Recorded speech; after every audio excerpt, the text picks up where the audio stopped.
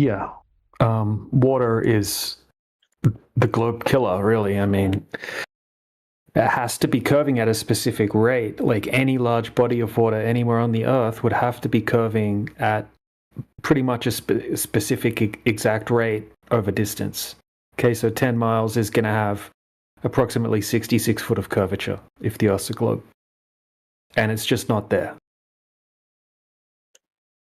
So I get your question when you're talking about they have an explanation for a whole bunch of questions that people have because they're making a specific shape claim. But flat earthers could just make up some shape, right? And that would be more ridiculous than being honest and saying nobody knows that, right? Nobody that we can verify has ever just kept going south to see what happens. You probably know about the Antarctic Treaty as well, right? You can't just keep going south and work out exactly what happens. It's dangerous, and it's also illegal to do it freely. And if you get the permission to do that, then there's a whole bunch of crazy rules that come along with having that permit, which basically make it near impossible. Now, you would think that someone would have just kept going south, right, and circumnavigated the globe and come back around to where they started again, if it was a globe, right? Considering countless people have done east to west circumnavigations, which would work just fine on a flat or a globe Earth. But not knowing the shape of the Earth, it's not saying that it's not a shape or that it's infinite or anything like that, right? It's just being honest and sticking with empirical evidence. Now, we can easily debunk the globe because we've got thousands of long distance observations, laser tests, and things like that, which you've seen obviously some of. But explanations don't mean anything if you can't back them up with empirical evidence. Surely you agree with that?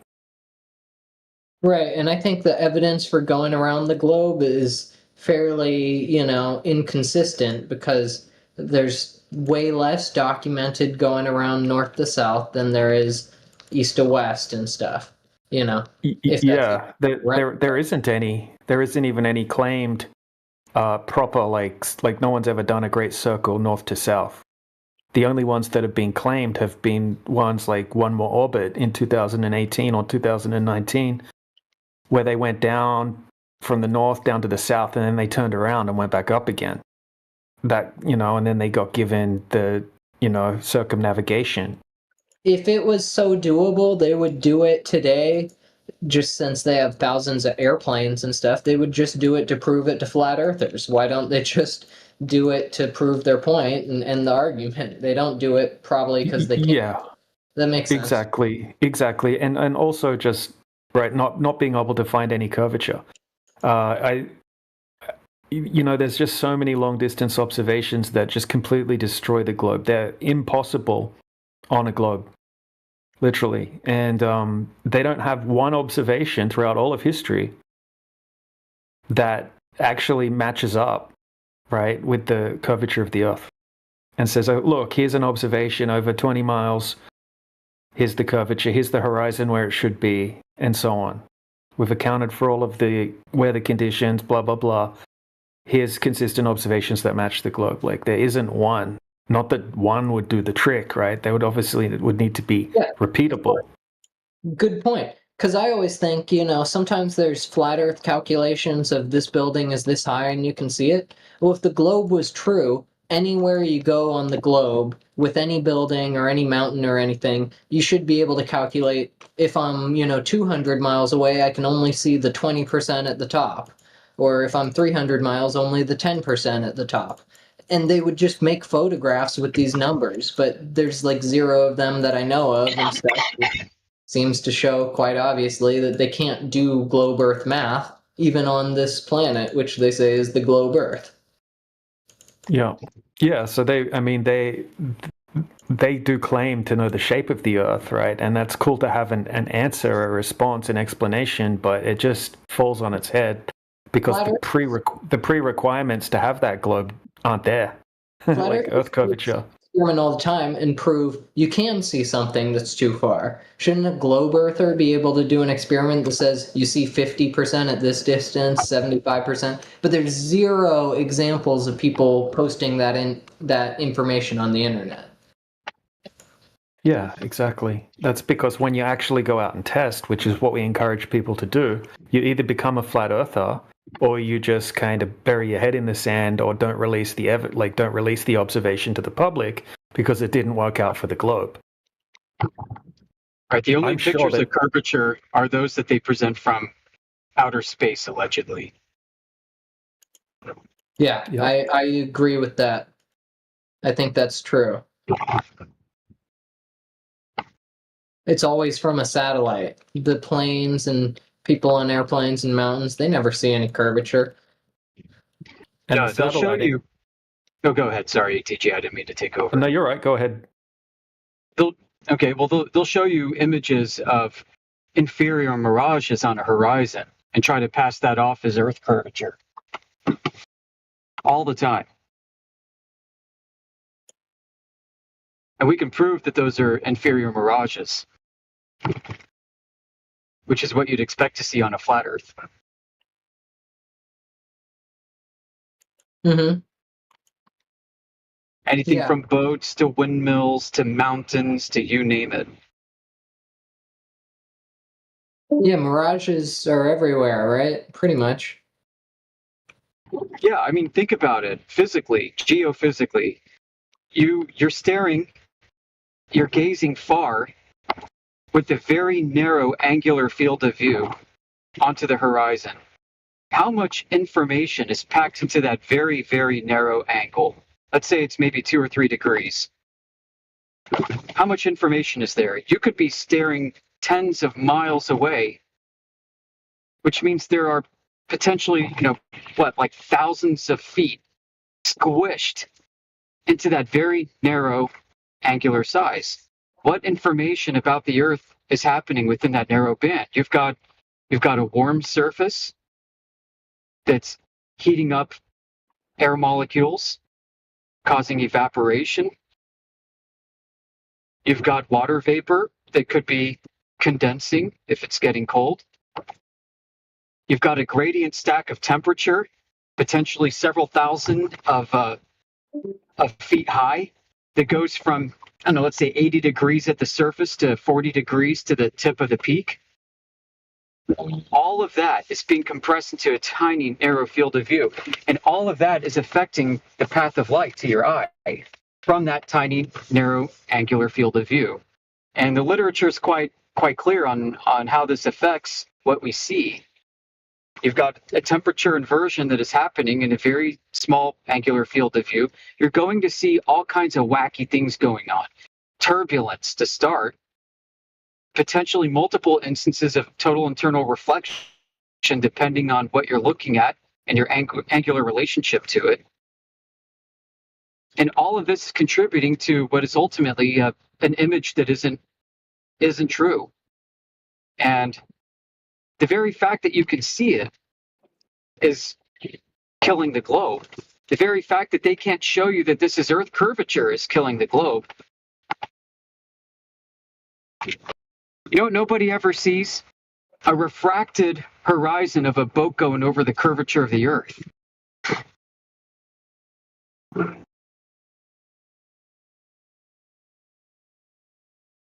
Nobody ever sees a mirage. Maybe a superior mirage of a boat going over a curve, or an inferior mirage or Fata Morgana of a boat going over the curve. Nobody's showing that.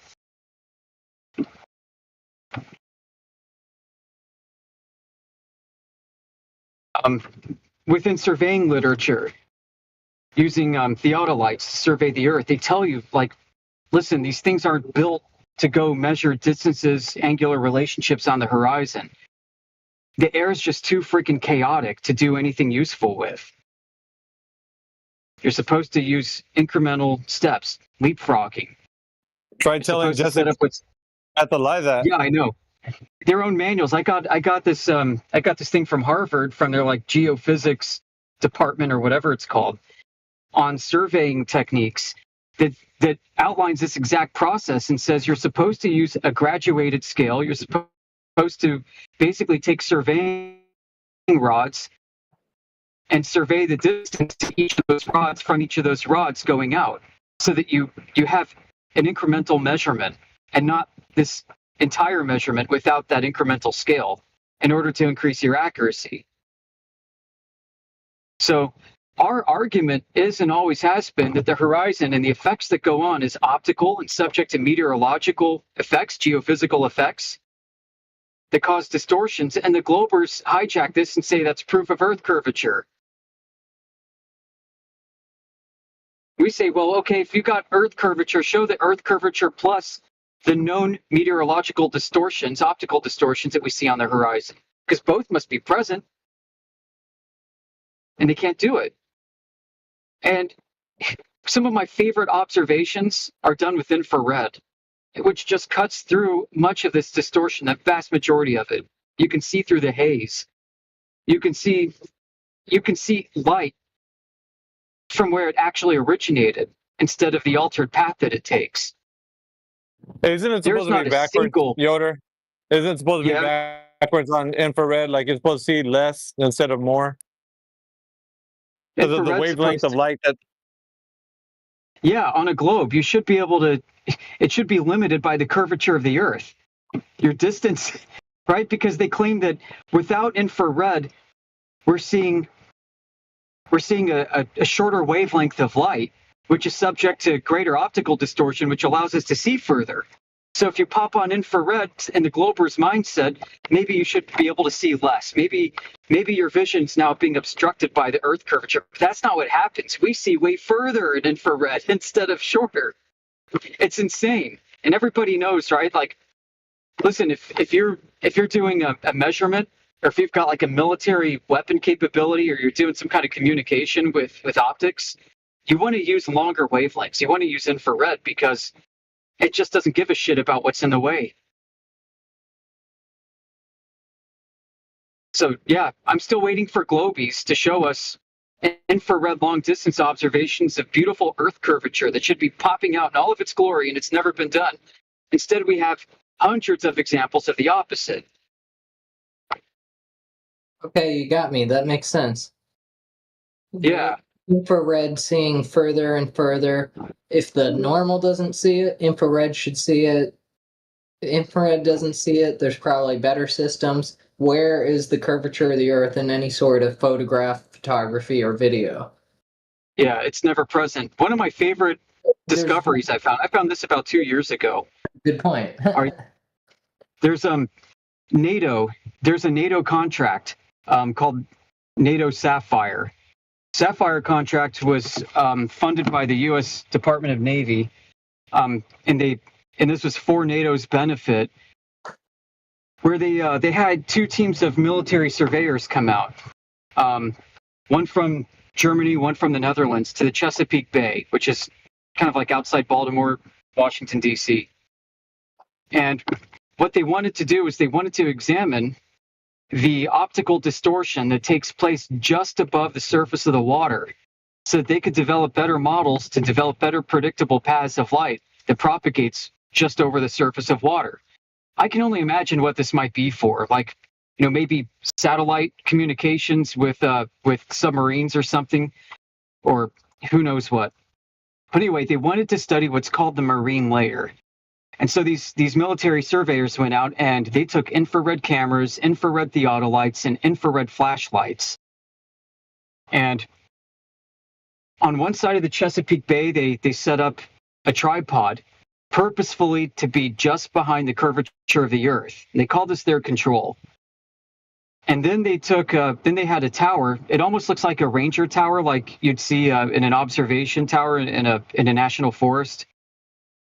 And they mounted lights going up this at various heights. And they set up their theodolites to measure the distance. And then they set up an infrared camera to record everything, daytime, nighttime, 24/7.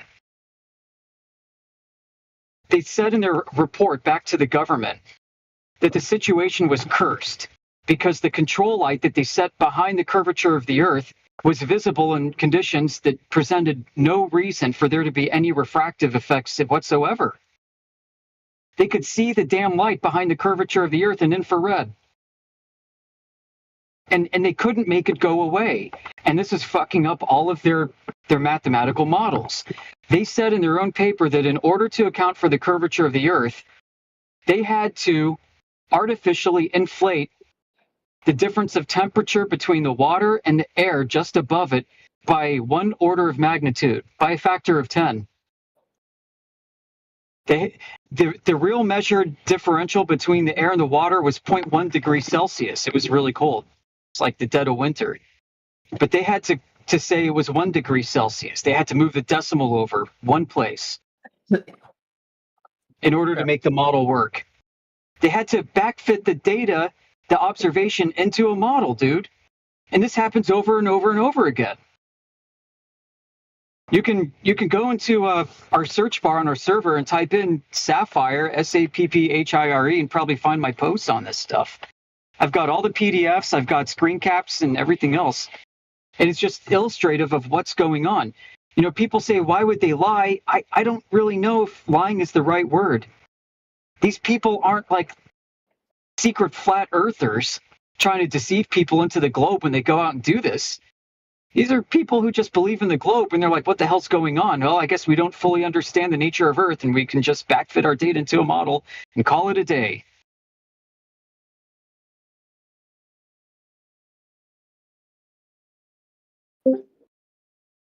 So, yep.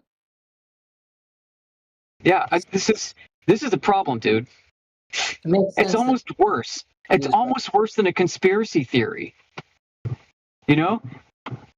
What makes it almost worse is the fact that I think it's more of a black pill that the whole world has gone mad with this urban myth of the globe.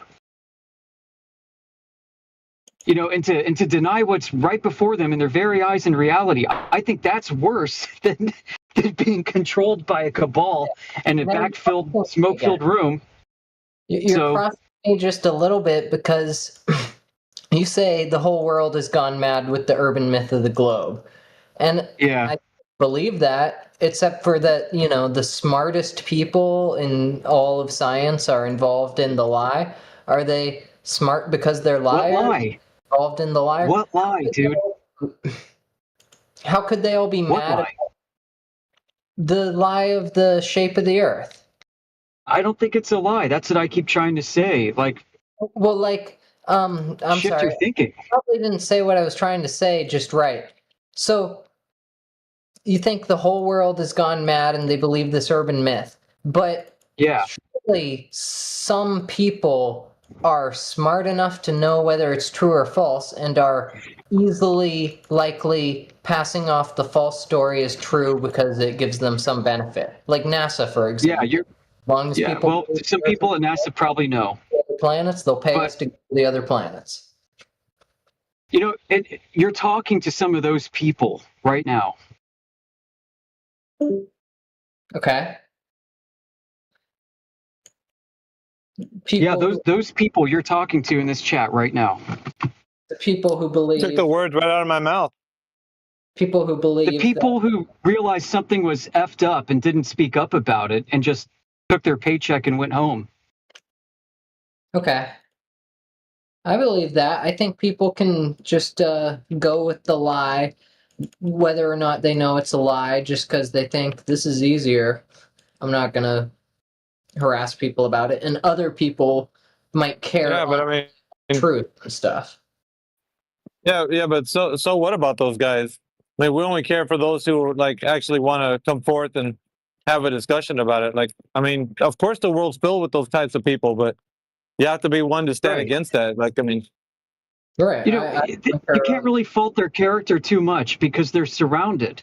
Okay, there's one part of them that feels maybe a little bit scared for speaking up, and another part of them that has tried to be humble, adopt a tone of humility. An entire industry of people who think otherwise. Maybe I'm the one that's wrong. I mean, to me, that is a positive character trait. And it keeps people from speaking out, unfortunately.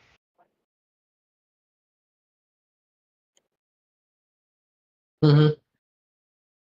Right? Right. People don't want to speak out and, be questioned about their beliefs and stuff when it's much, much easier just to pretend that you're like everybody else and believe what you believe.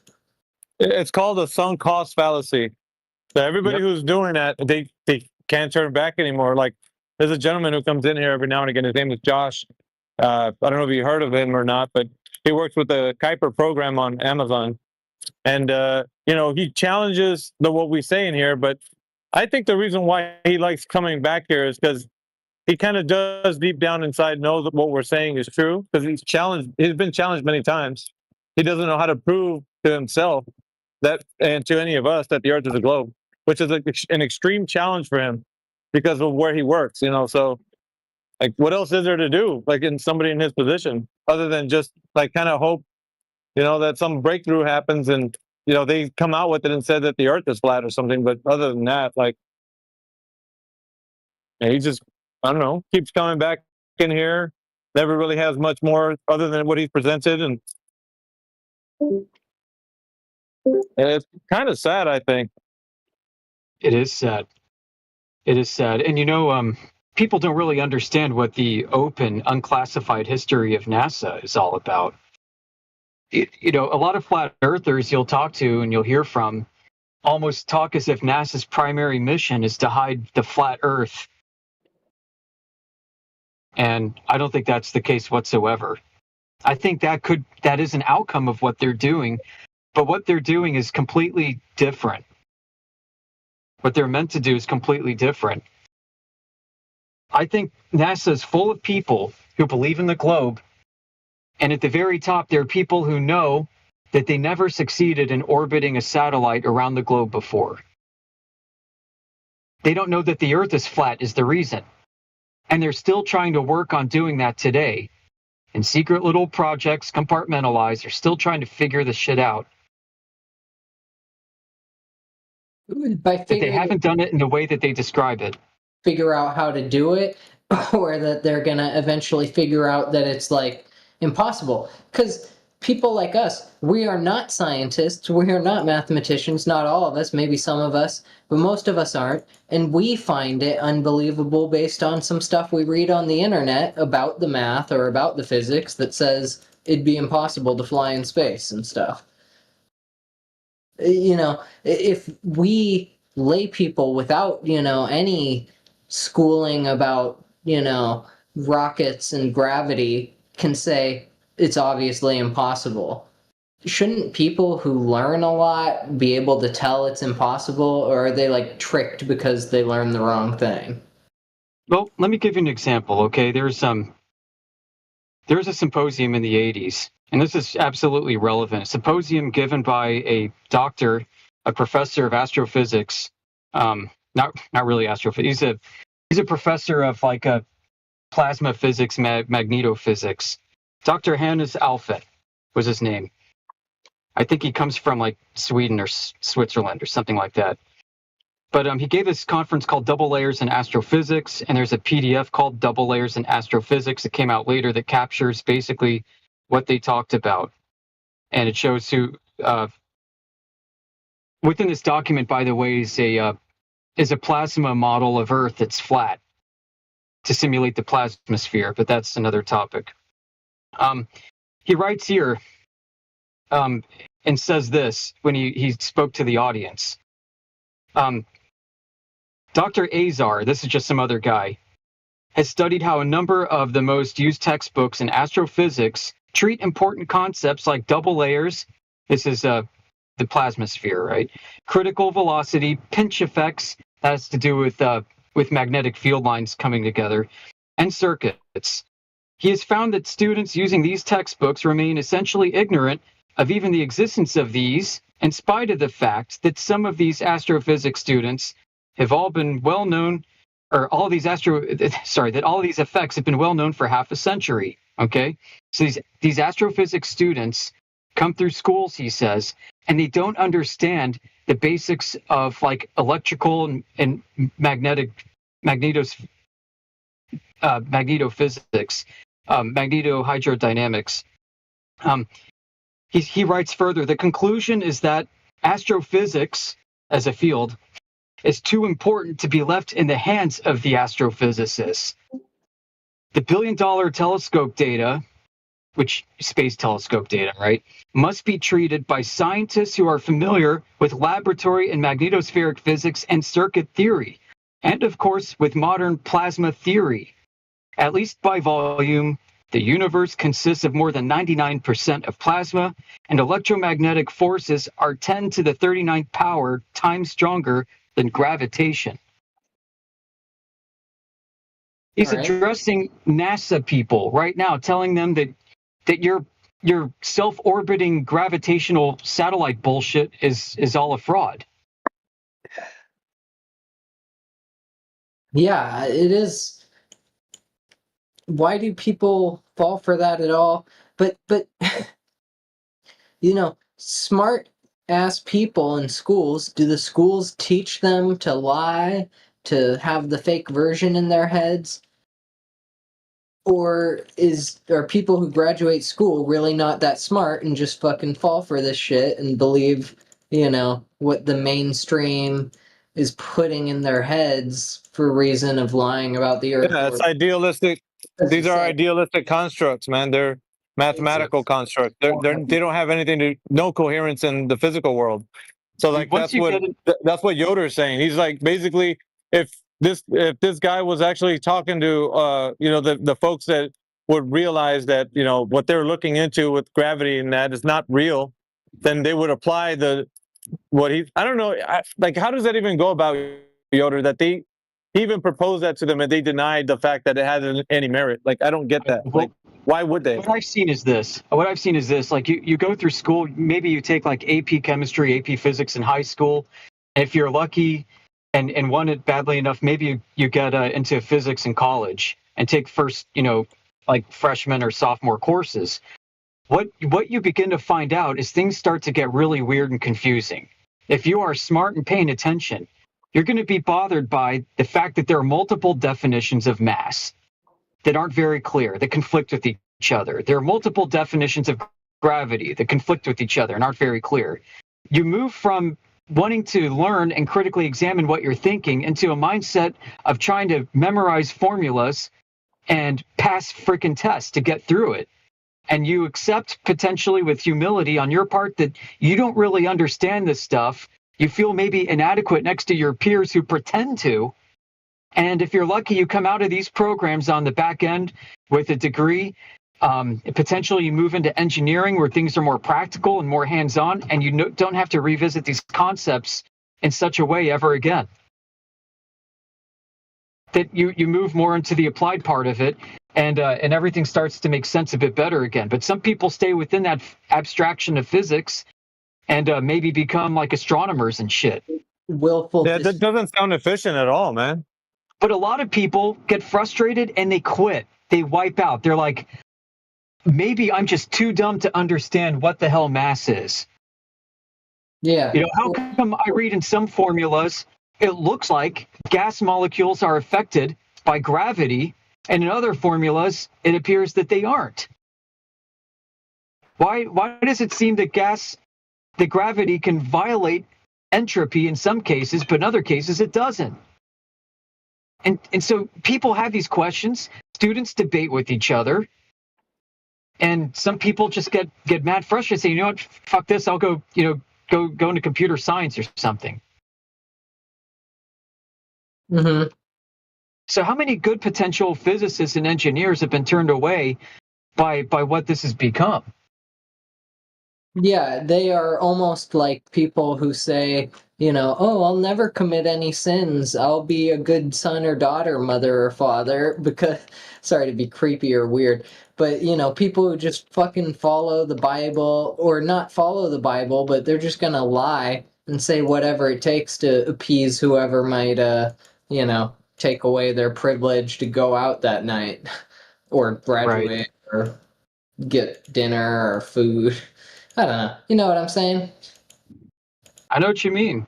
Let me read to you two passages, and then I gotta go. I'm already a bit late. Two passages from National Security Council Memo 5814. This was in 1958. It was one of the founding documents for NASA. The scope of this policy. This policy is concerned with U.S. interests in scientific, civil, military, and political activities related to outer space. It deals with sounding rockets, Earth satellites, and other space vehicles, their relationship to the exploration and use of outer space, and their political and psychological significance. Next paragraph goes on. Outer space presents a new and imposing challenge. Although the full potentialities and significance of outer space remain largely to be explored, it is already clear that there are important scientific, civil, military, and political implications for national security, including the psychological impact of outer space activities, which is of broad significance and national prestige. You think it stops there? There's another section that I want to pull up. Further down, there's actually a paragraph titled Psychological Exploitation. The last sentence of this reads, in the near future, while the USSR has superior capability in space technology, judiciously select projects for implementation which, while having scientific or military value, are designed to achieve a favorable worldwide psychological impact.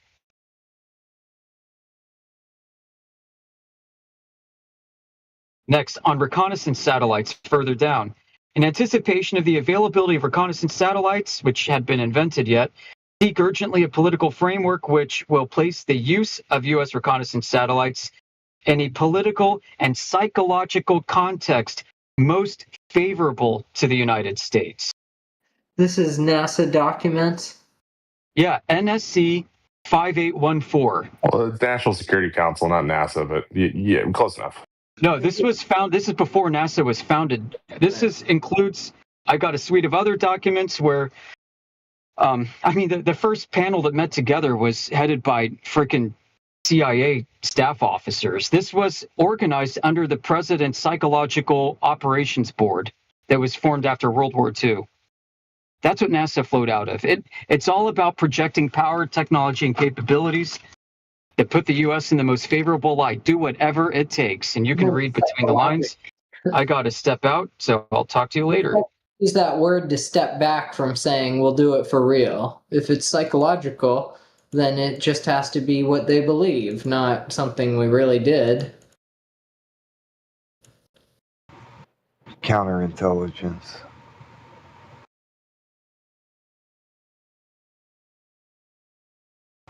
Stay blessed, Yoder. We'll see you around, man. Later, Yoder.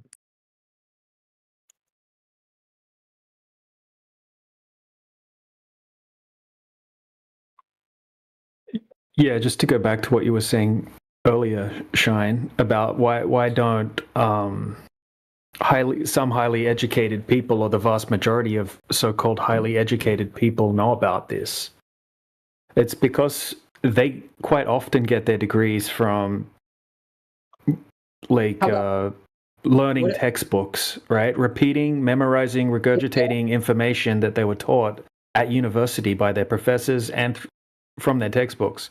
Not necessarily questioning the core fundamentals of their textbooks, right? So they already thought the Earth was a globe, reinforced from a young age, all the way through university.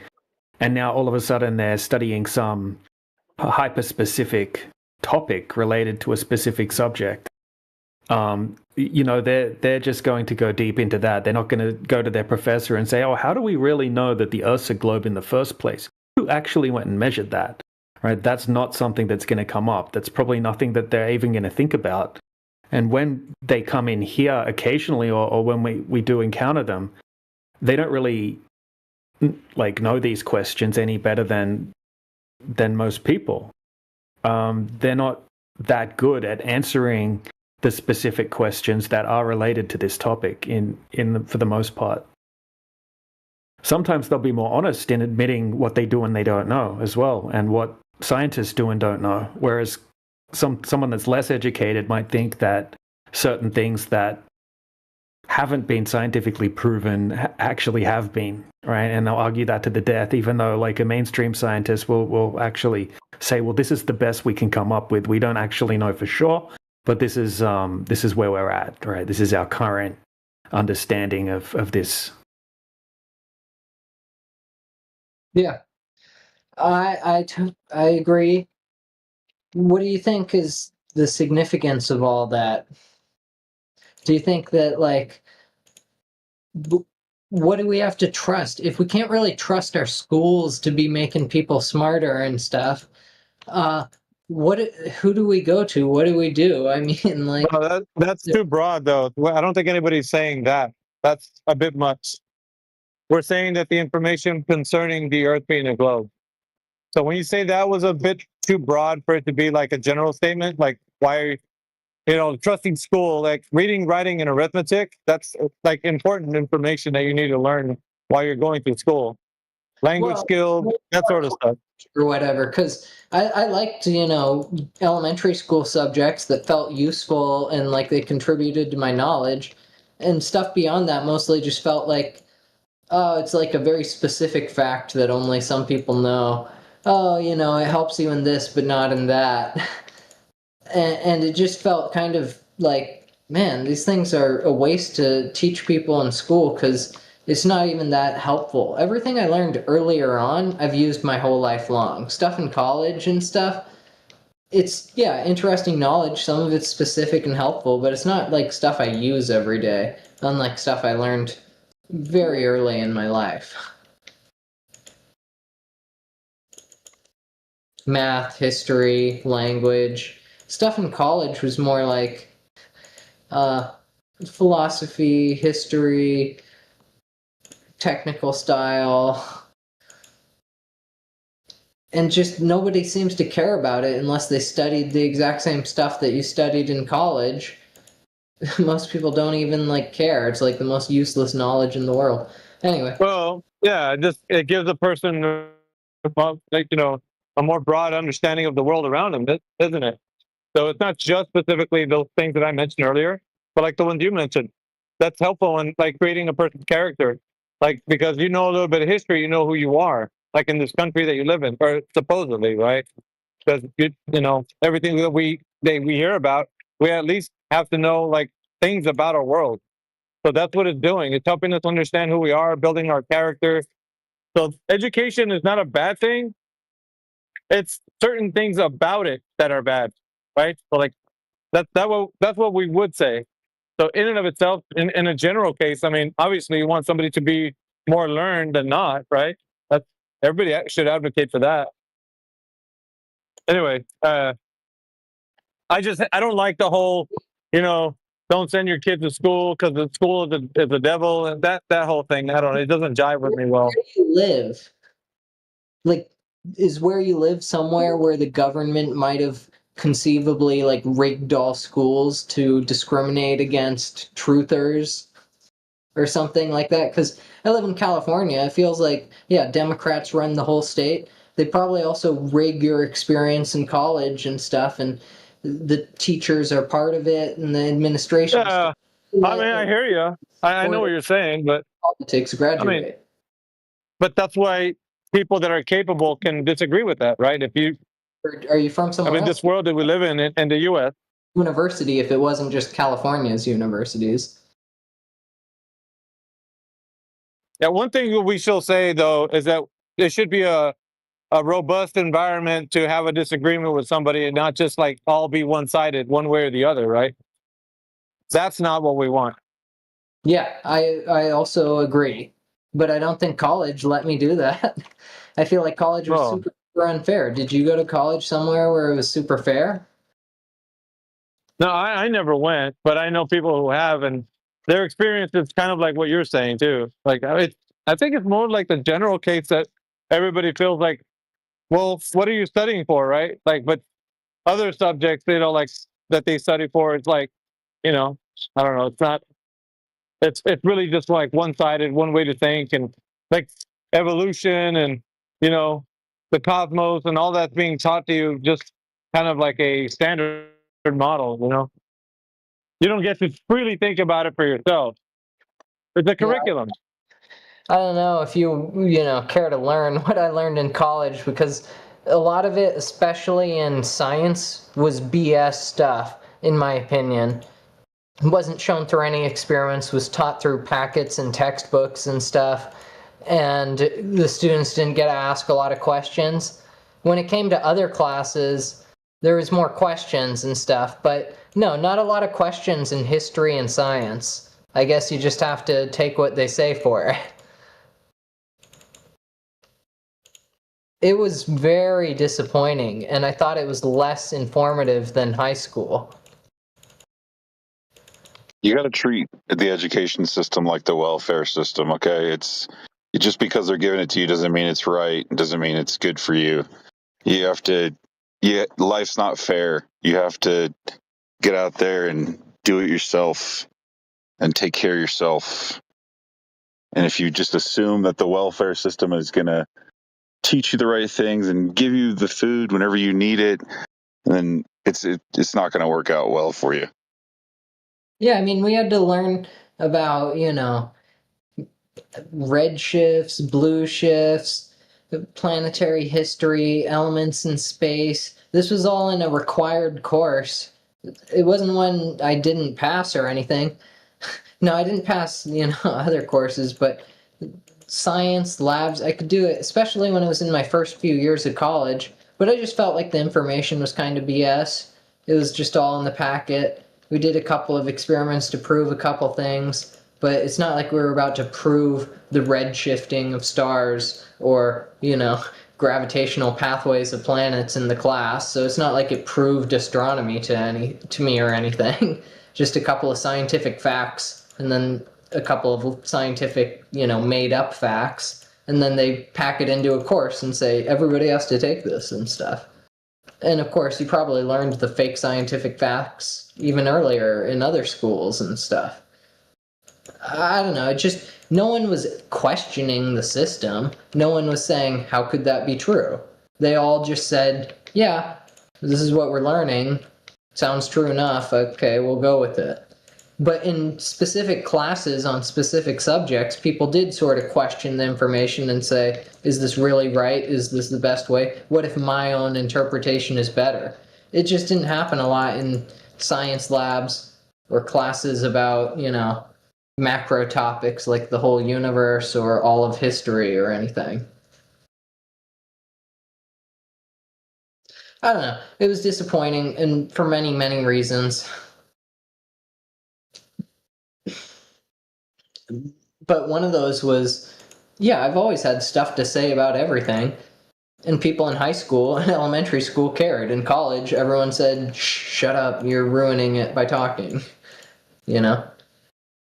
It was like, we can't do anything we want anymore. We can't take this where we want. I thought this was supposed to be like the land of intellectual freedom, or in a university to discuss higher ideals. But it was like worse than high school. It's like, oh, you really got to shut up about this or that. Oh, you can get in real trouble instead of just high school trouble and stuff. It's like they were just threatening us with ruining our lives and trying to ruin our lives. Maybe it's different if you don't go to college in America or California or anything like that. I don't know what college is like for other people, but for me, it felt like a big trap for people who thought they might have important things to contribute to the world. A way to like find them early and stop them from becoming all that special or anything. And it takes kids away from their parents and stuff. It's got to be one of the worst things. If kicking out your kid at 18 was good, some parents do this. Their kids, do drugs or drink. They're like, we're not providing for you anymore. Well, college just isn't that different. It's like, yeah, you're still our kid, but have fun doing everything on your own for 5 years when you're just out of high school. It wasn't that fun. It was hard. Anyway, what are you guys all thinking about? I was going to say, I have a different perspective. Once I left college.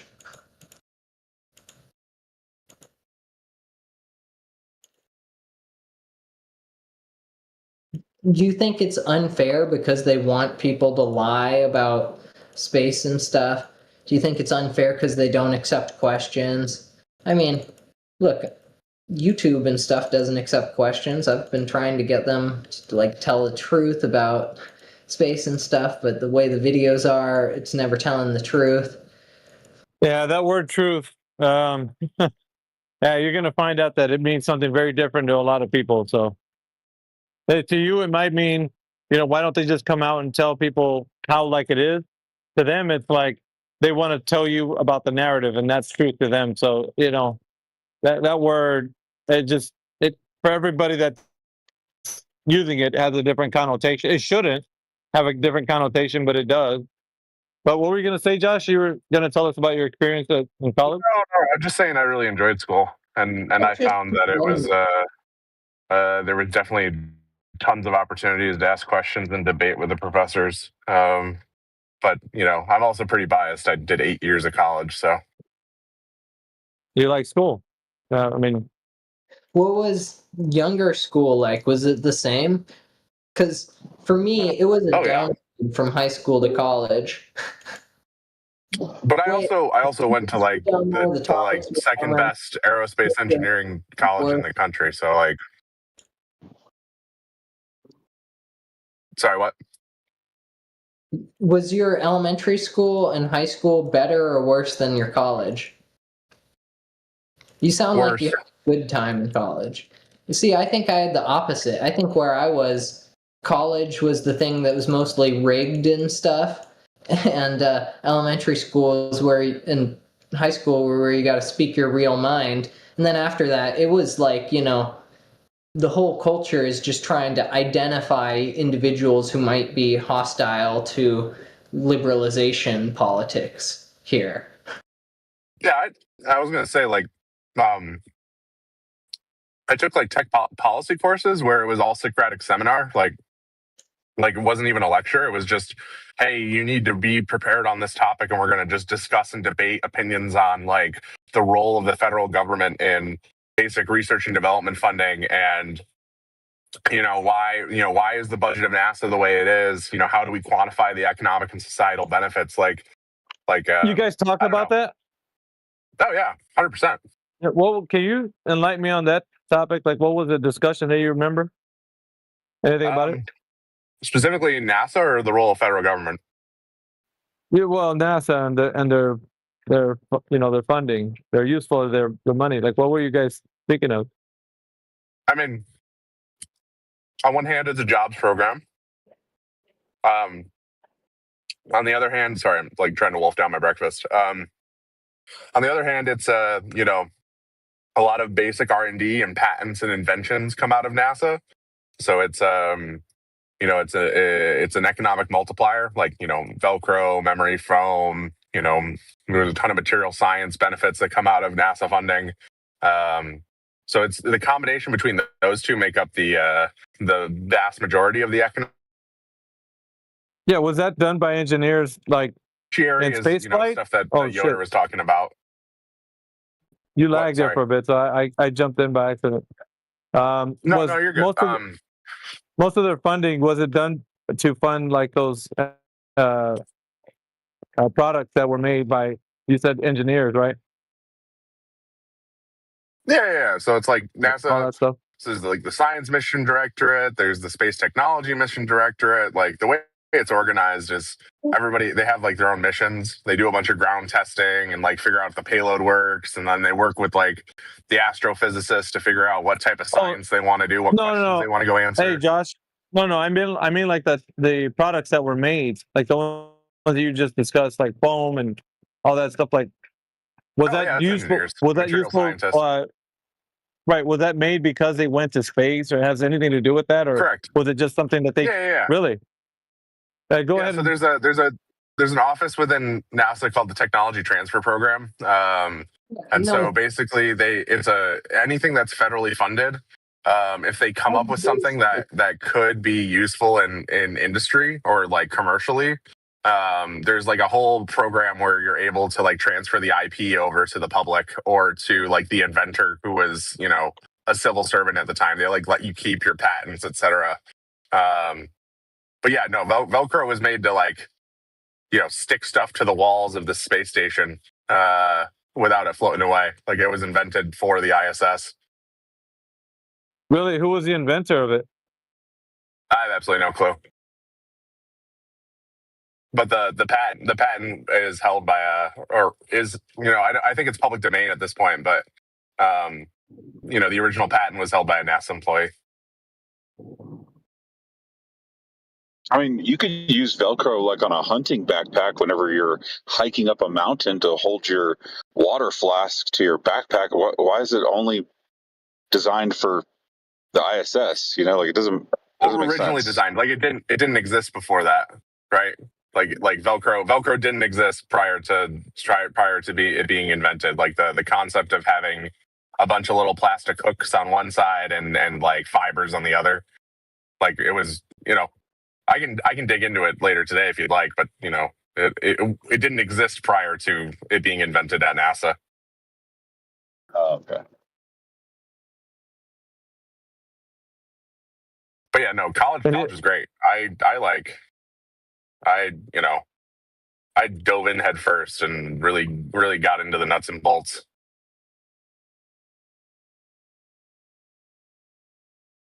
Should have been a professor. Nah, fuck that. I don't get paid enough for that shit. Yeah, but you're not doing it for the pay, dude. You're doing it for, the satisfaction of teaching younger generations. I was going to say, like, if money was no object, like people ask me, like, if you won the lottery, what would you do? I would definitely be like a high school physics teacher. That would be my jam. But no, you have to get a doctorate to get to be a professor at most places, or unless more than an adjunct. But so I have the ability to adjunct at Georgetown and GW here in DC. So I'll go in and guest lecture once or twice a semester for different classes. But no, if I was going to teach a full class, it would either be, I don't know, when I'm empty nesting, the kids are out of the house. At some point, yes. I just don't have the patience to go get a doctorate.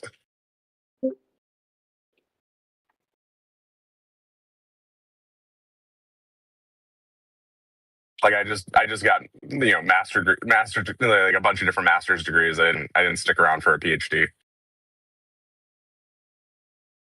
So you have a bunch of master's degrees. How many do you have exactly? Teach the flat Earth in a class, anyways. It would be against the rules.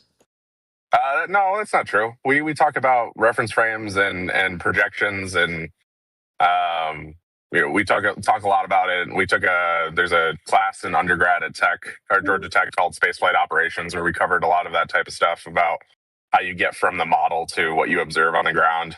They wouldn't let you say flat Earth or talk about flat Earth at all if you had a class. No, I disagree with that. We fundamentally have those conversations. How does it end whenever you're trying to find the curvature, by measuring the ocean? Like, how do those arguments end? From a human perspective, it's flat. I concede that point. But it's three degrees to answer your question. Okay, nice. But how could it be from a human perspective? Like, is there another perspective that eventually becomes a ball? We're too small. From the astronaut perspective. You gotta take a step back from the painting. Oh, so you just have to go higher. So you can't see the curve from sea level, but you can see it whenever you go up in a weather balloon. No, further than that. Y'all keep asking for the exact height. I really should actually do that research, but it's. Yeah, you should. Elon Musk, or not Elon Musk. Nope. Hey, so go ahead, Ben. I mean, he said he was an aerospace engineer. I mean, I thought that they would know that, like, right off the top of their head. Like, boom, boom, boom, here it is. Whoopsie. No, because focusing on the curvature of the Earth is, step 2, right? And we spend most of our time working on, like, step 8. We can pass their class, but they can't. Oh, Josh. Go on now, you. But no, I'm just saying I haven't done the research. You got to be a special person to get the job. Oh, we talked about that in nepotism in here and like who you know, etc. Like, you know, I told AV I've never applied for a job in my life. Look, if I was in job, I would feel the same way because he spent so much time and money on his education, which is fine, and he probably is going to have a great job and all that. But for somebody to try to crush his all of his investment into this by saying, where is it curving? I mean, yeah, I would probably be doing the same thing. I mean, that's why these professors flip out and have like a spasm or a heart attack whenever these kids are like, where's the curve? You know, because their whole life they've put into this education, into their job and their tenure. I mean, that's the whole thing. That's why the world works the way it is they compartmentalize us. It's all a part of the system. You can't say it any better than that, Dib. Yep. Yeah. Go ahead. I'm done. No, I mean, the man's making bread, right? We know that. Josh is making bread, but outside of that, he's got to live with the fact that even if he does know that the Earth is flat, and whatever we present here can't be proven that the Earth is a globe, he still has to go to work in the job that he's doing, no matter what. Like, because he's committed, right? He's given a lot of time and effort into this that he's no turning back now, right? He can't turn this ship around, bro. He's on a one-way direction. That's it. There's no turning back. So he's going to have to do his hardest to keep the same, facade going for as long as he can. I mean, if I really wanted to do self-preservation, I wouldn't be having this conversation with y'all. Yeah, well, dude, that's all mental, Josh. That's all mental, bro. Like, yeah, you would. You're doing it right now because you know that if there was some reason that you couldn't be able to do it, like you couldn't live with yourself, bro, because you've invested so much. You're doing everything you can right now to show yourself that there's a reason to believe the Earth is a globe. Do you find it weird that I don't, crash out nearly as much, or well, like the other when you first came in here, you did.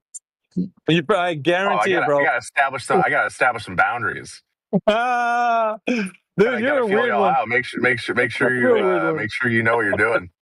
Yeah, and all that jazz. But like, for as long as I've known you, like because you've been here a while, I think you would relish the fact that if somebody would come in here and give us the what's for sure. If some PhD or some other academic came in here and stood like side by side with you, I mean, you would be like eating popcorn, dude, because like you don't have that right now. You're the guy, essentially. Like, and we're asking the group is like, is there any other satellite engineers in the room except for Phil Bellum? Because that guy's he don't know what he's saying. But yeah, I've seen like NASA's chief scientists get into these rooms. Like I've conceded the point that there's nobody. I don't think there's anybody on planet Earth that could satiate y'all's questions.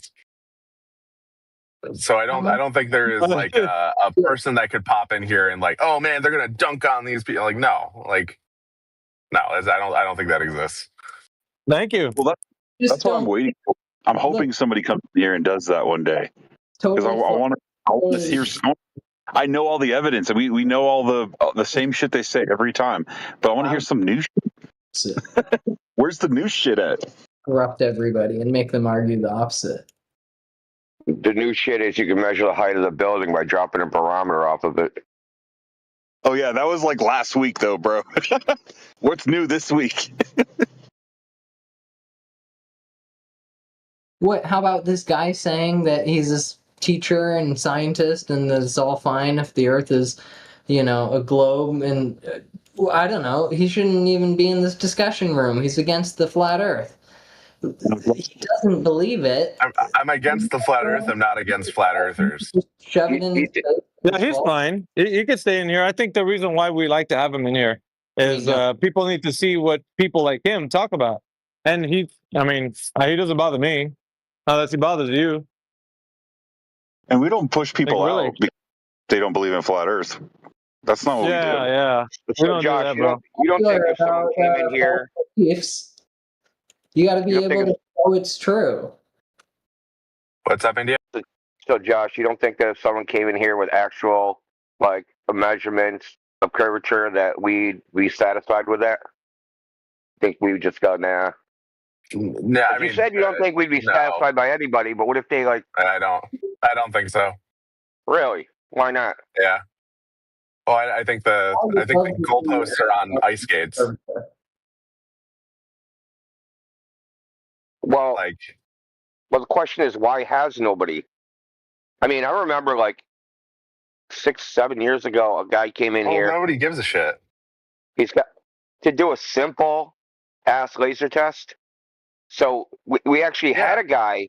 We had a guy, a go over there. He's like, one of my professors and one of his associate professors are going to go out and they were going to do it in somewhere in Oregon or Washington State, and they were going to go do the laser test. And the weekend they did it, well, they've never come back with anything. So we've come over this time and time again, where someone says they're going to go do it, and they either did it and didn't get the result they want and disappear and vanish, or they just don't do it. So, talk is cheap, as they say. You can say nothing would satisfy us, and no one's done anything. All they ever do is point to a screen and look, trust the screen. That's it. That's all we ever get. I mean, they took a whole crew to Antarctica, and y'all are hyper fixated on a vape. So like, no, who's you? The royal you. Apologies. Okay. You're freaking y'all. What the hell? First of all, this dude Duffy was told well before he ever did anything that this type of test is not dispositive of anything. Well before. Remember, everybody, it's the ground that we're looking at, not the. Yeah, I mean, you look at my sky. dialogue with him. I said, how would this prove a glow? How would this falsify flat Earth? You know what he said? He said because the Earth has to be symmetrical. What? It doesn't even make sense, dude. Why would it have to be symmetrical? Like I said, I'd be hard pressed. Like I would like if you wanted to be satiated, I would love a very hard definition of exactly what you want, and then like I need this to be assumed away. How do you not know after all this time? No, I understand. It's just it's. How do you not know after all this time you've been in here? We say it all the time. At some point, measurements of drop. Double talk. Measurements of drop over distance. Really simple. It's really simple, Josh. It's not complicated. Yeah, drop over distance assumes Cartesian space, right? What do you mean? What does that mean? That X, Y as opposed to R, rho, and phi, or theta. Hey, it's just your human. Your beef is we're not using polar coordinates. Are you crazy? Like, have you lost your marbles? It's just that drop over distance assumes that quote unquote drop is relative to the local flat plane that you're standing on, right? Whereas, on a globe, it would be an arc length, not a x over y down. No, we're talking drop from the tangent, dude. The freaking curve that curves down. Yeah, that's exactly what I'm saying. Like a ruler on a bowling ball. Right, the bottom of that ruler and the surface of the ball get further apart. That's what we're talking about. That would prove 100% one way or another. But it's not possible to have a straight ruler while you're standing on the ball. Why not? Is that y'all claim you measure 1,000th of a proton radius? Why can't you do that? I'm just saying there's because it's wait repeat. Was that CERN? Were you talking about LIGO? Like a particle accelerator? LIGO. LIGO claims they measure 1,000th of a proton radius. Yeah, that's in a vacuum tube, right? So, a laser test, long distance observation, all that is, light traveling through a medium. So you can't get it perfectly straight. So that's why I say the only way you can measure is by taking a step back and going up. Well, so check this out. I mean, there's going to be a distance where the curvature of the beam, even if there is some, is going to be so different from what the surface of the ball would be, is that you don't need to be that precise. Unless you're positing that you can have a beam whose ray just like goes completely in a circle back around. No, because then you'd have to understand the conditions of the medium on every step along the length of the beam, right? So I don't. Yeah. Yeah. So you're trying to make it I impossible, concede. unfalsifiable nonsense. Oh, I'm just saying I don't think it's measurable from the surface. The globe is copium. Now, Indio, you're before really you close to joined, what he just said. It's not measurable. No, he said this before you joined. He said it's the human perspective is where you can't see the curve. Like you have to go into outer space. A flat rectangle. All the Earth is flat, like it's a giant flat circle, but that makes sense under your feet and stuff. As you go up, you see in a circle, not a rectangle. The whole Earth is flat. Josh, you sound like the Pope. Only the Pope knows the true word of God. Only the Pope can interpret the Bible. Whoa. That's assuming the Catholics are right. Jesus Christ. You're just assuming I'm Catholic? No, I I'm just saying. to that, Indio. Come on. No. It's an analogous argument where we can't do it. We have to trust some other authority to do it. I think you're atheist, isn't it? No. I'm 100% agnostic. I think atheists are dumb. He's 100% certain that he's uncertain. 100%. 100%. I'm not uncertain. I'm certain in my uncertainty. Yeah, we really. This is how does that circle jerk work? I mean, certain. I'm 100% certain that nobody has the right answer. Really? How are you certain of that? I haven't had any first-hand evidence of anything greater than humans. Therefore, all religions must have been creations of humans, and therefore they're infallible because no humans know the context of their. Yeah, where did the first thought? Let's put it this way. Where did the first thought come from? A human. Apply that to NASA. Yeah. Were they the the originators of the thought? Yeah, it's infallible. Yeah, but I'm saying prove it. Prove it.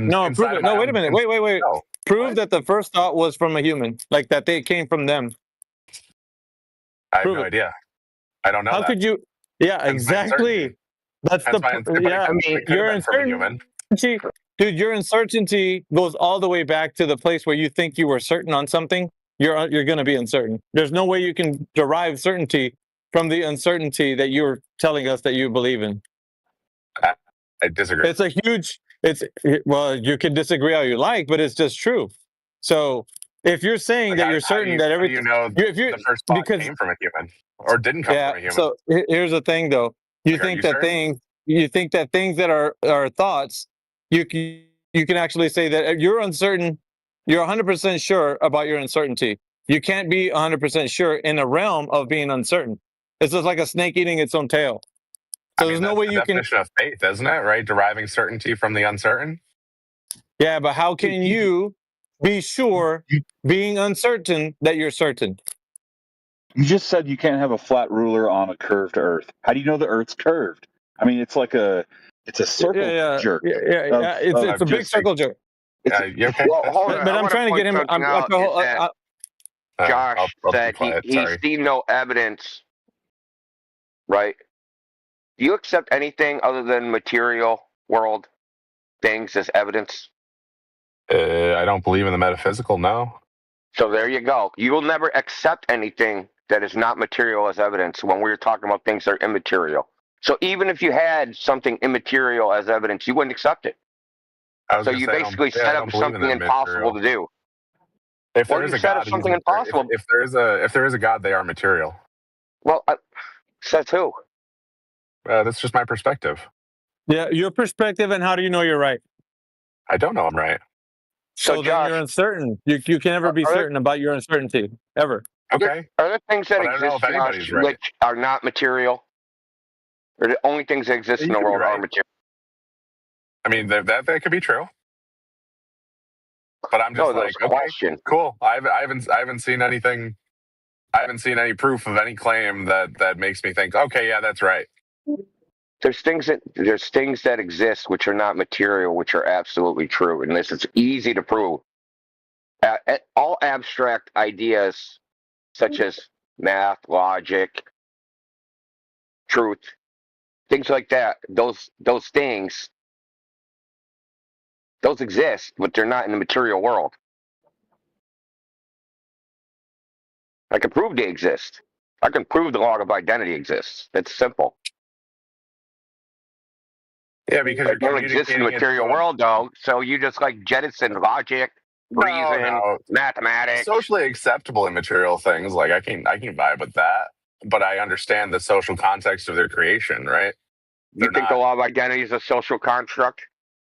Because you're communicating it to other monkey brains that I observe the same laws of logic that you do.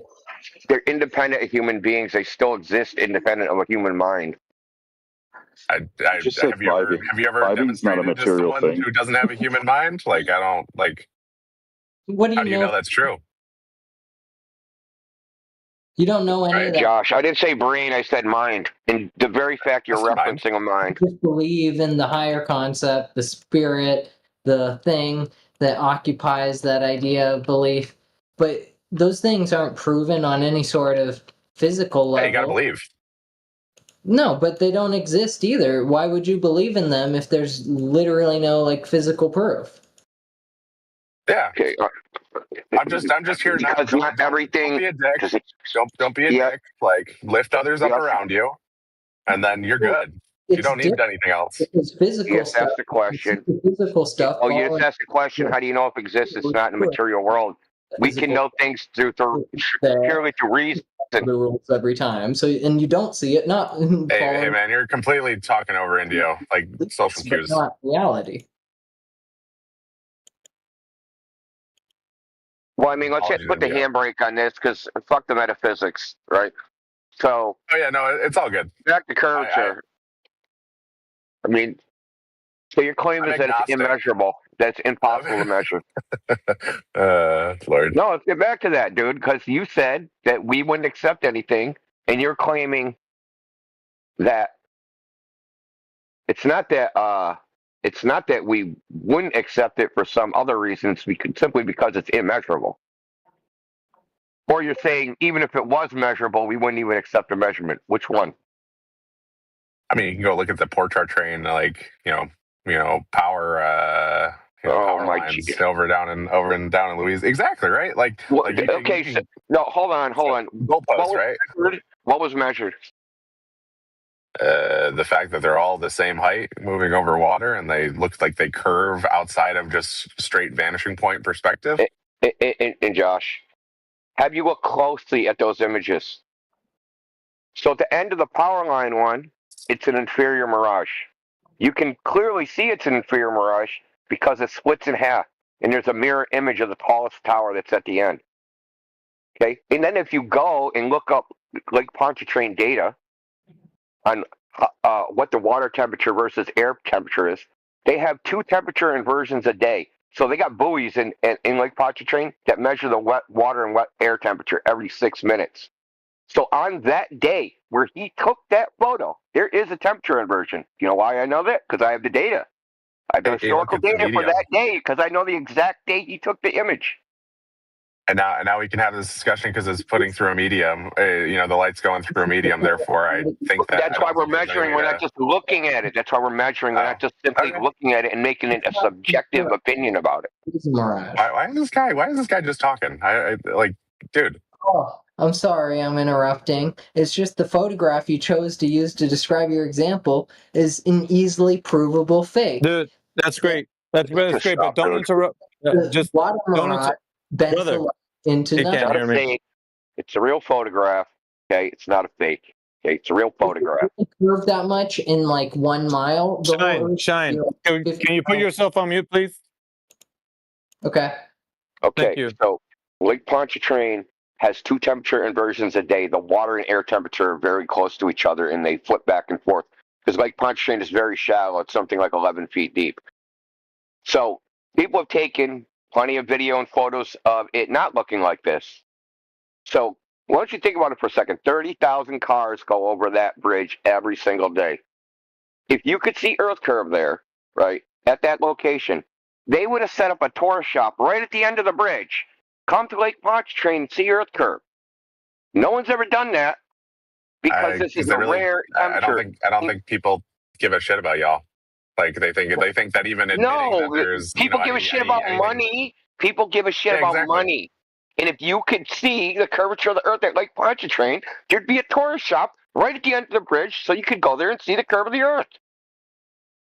I mean, that's assuming that there's enough, like the social benefit or the economic benefit would be worth the social ostracization of of catering to flat earthers. No, they would have done this years ago, bro. It had nothing to do with flat Earth. People just do it just because it's a novelty. Okay, that's why they would do it. But the fact of the matter is, Lake Pontchartrain has been thoroughly studied. In fact, on one side of Lake Pontchartrain versus the other side, they have actually different climates. The USGS studied this area. It is literally the worst place in the world to do an observation. The worst. You literally could not pick a worse place. Okay. Which is why, like the one of the bridge, that it looks like the hump that's in the middle, that they're coming straight down at like a 80-degree angle. Like they're falling off a cliff. The bridge don't look like that. I don't want to know why you would pick that place. I really don't. Well, yeah, it's just from a globe perspective, that's an easy win, and obviously there's more nuance there. It's called grasping at straws. Do you want me to post all the data, because I got graphs of all the data of Lake Pontchartrain? No, I get it. I understand. Graphed out for 45 days. I got a graph for that day, right? I got a graph specifically for that day showing the temperature inversion, and I have computer simulations of atmospheric refraction from the 80s that show that exact same phenomenon. That a flat surface that they used, and they simulated a temperature inversion, and it makes that flat surface look curved. And I have someone doing it for real with sugar water in a fish tank with a camera at one end and a background on the other end of the fish tank. This is on Action Labs, of it making the exact same visual effect. So this is an Earth curve, okay? Period. Yeah, exactly. It's traveling through a medium. Like that's what I'm saying. Weird? Like from a human perspective, I don't think there's anything conclusive that could be used to prove. Like I think there's too many variables to have it discussed unless there's. Wait a minute. Wait a minute. Did you say that it looks flat? Didn't you say it looks flat earlier? You said that earlier. You say it looks.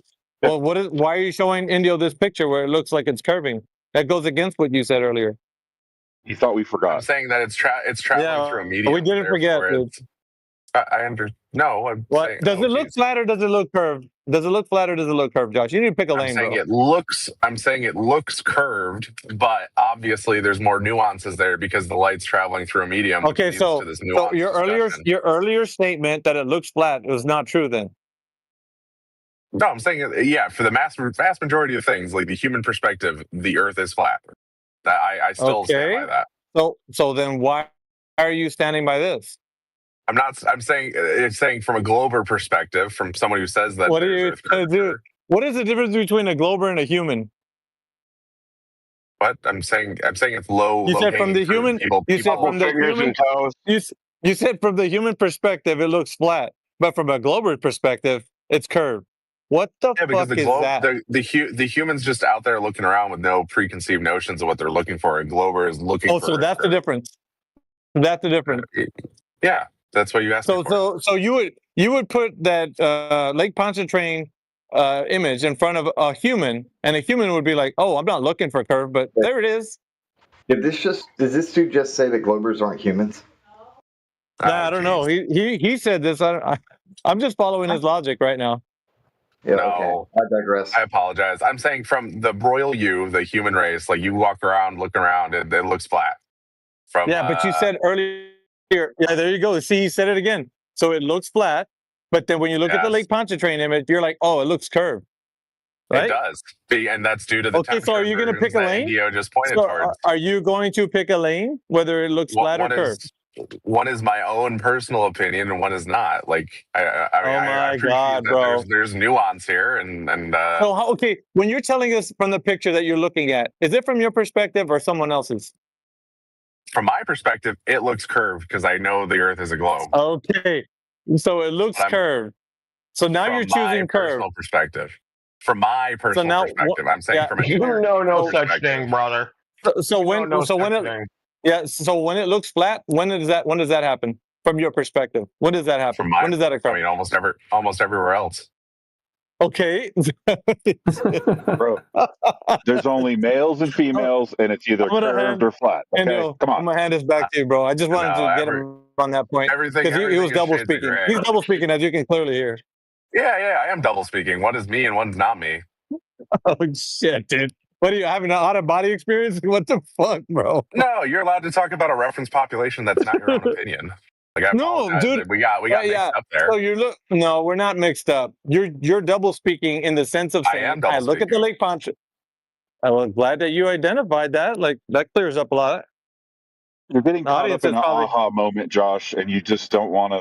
You don't want to look like you don't know what you're talking about. I'm double speaking. I didn't explain clear enough that I was talking about me in one stance. No, bro. You didn't have to explain, bro. You didn't have to explain clearly. We understood you when you said it looks flat. We know that that's what you're saying when you look at the Earth.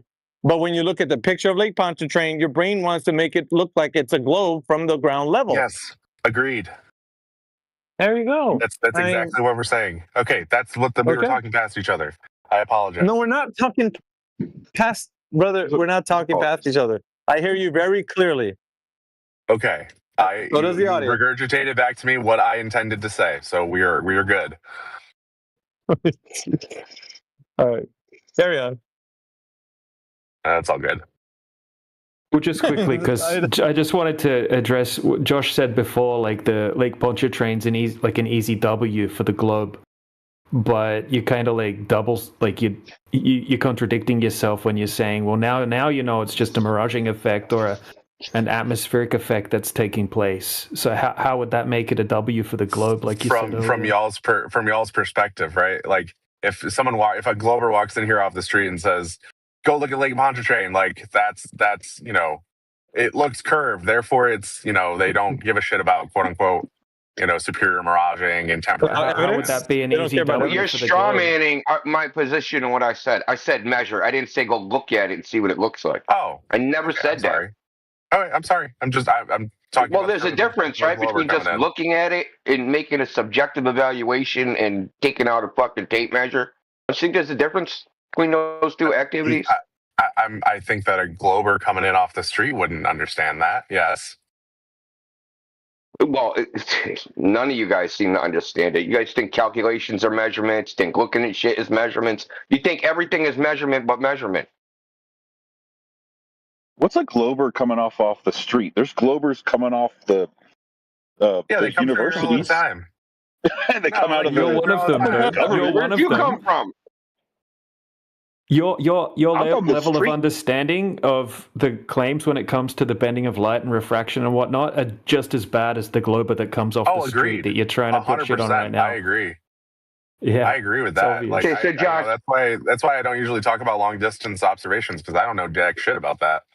Okay. So Josh, aren't you like an aerospace school? Yeah, space. The whole reason I did space is because I didn't want to deal with the medium, right? Like I took thermodynamics and I had to start dealing with like humidity and gas fractions, and I'm just like, fuck that. I want to deal with vacuum. Why are you saying fuck that? Because it didn't make sense. I mean, no, it's more complicated, and I didn't really enjoy chemistry. I'm much more of a mechanics guy. It's probably complicated because it doesn't make sense in the real world. I mean, it's just I didn't enjoy it, so I didn't want to do it. So you enjoy learning about space, which nobody knows anything about, and nobody ever will unless you are Elon Musk. No, he don't know anything either, and neither does Josh. You're relying on other people. I still don't get how Pontchartrain is a win for the Globers if we apparently see an apparent curve that's way too pronounced to be Earth curve, and they claim it's Earth curve. That seems to be a big L.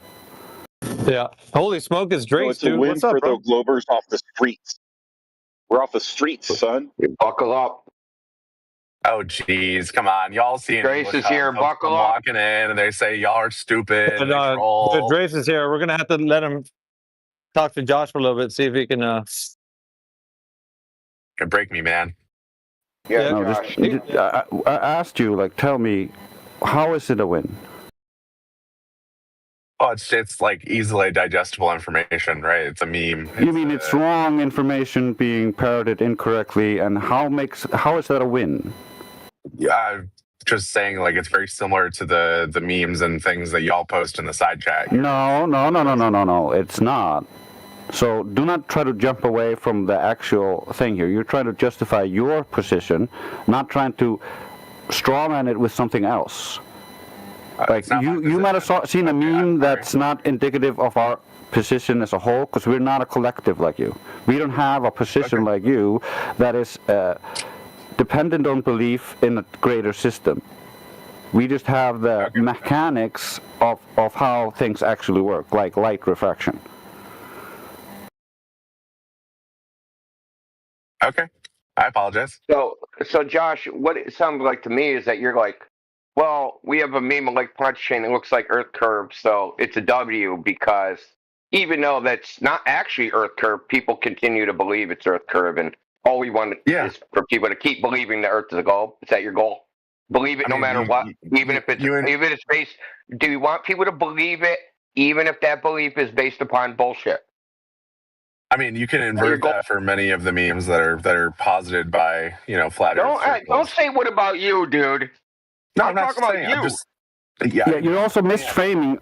Like when we post, for instance, a meme, I posted, for instance, a picture of like Pontchartrain with no refraction, so the pylons are completely straight and you can see the shore on the other side.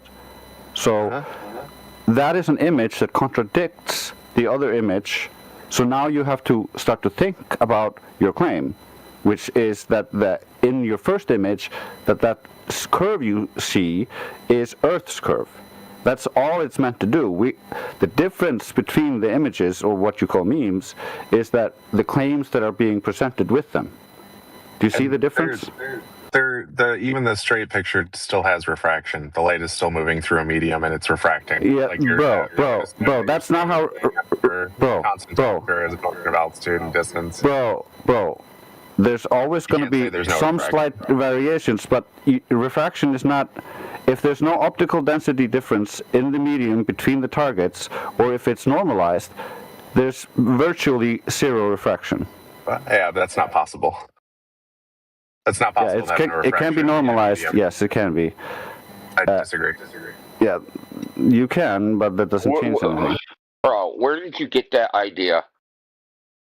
Fluid dynamics, man. Every single molecule in a volume, like there's no such thing as a uniform temperature and pressure in a fluid. Yeah, I'm not saying it's uniform. It's the atmosphere is anisotropic and inhomogeneous. The problem is when you have the light traveling from one point to another point, and those differences balance out, the light is not going to be refracting up or down by much at all. So it's going to reach the other end. All is not zero.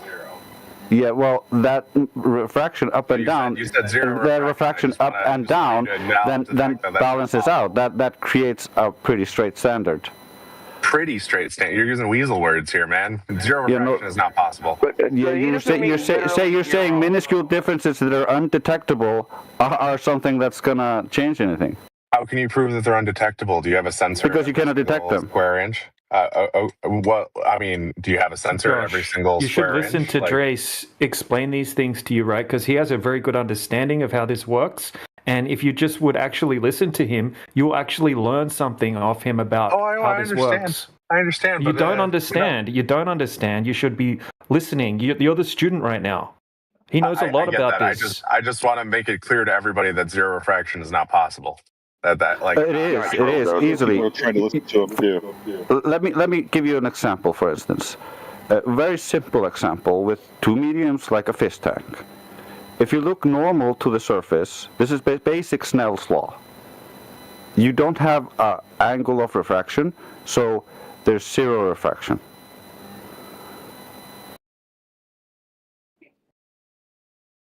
Yeah, but it's not basic Snell's law. Yeah, but weasel words.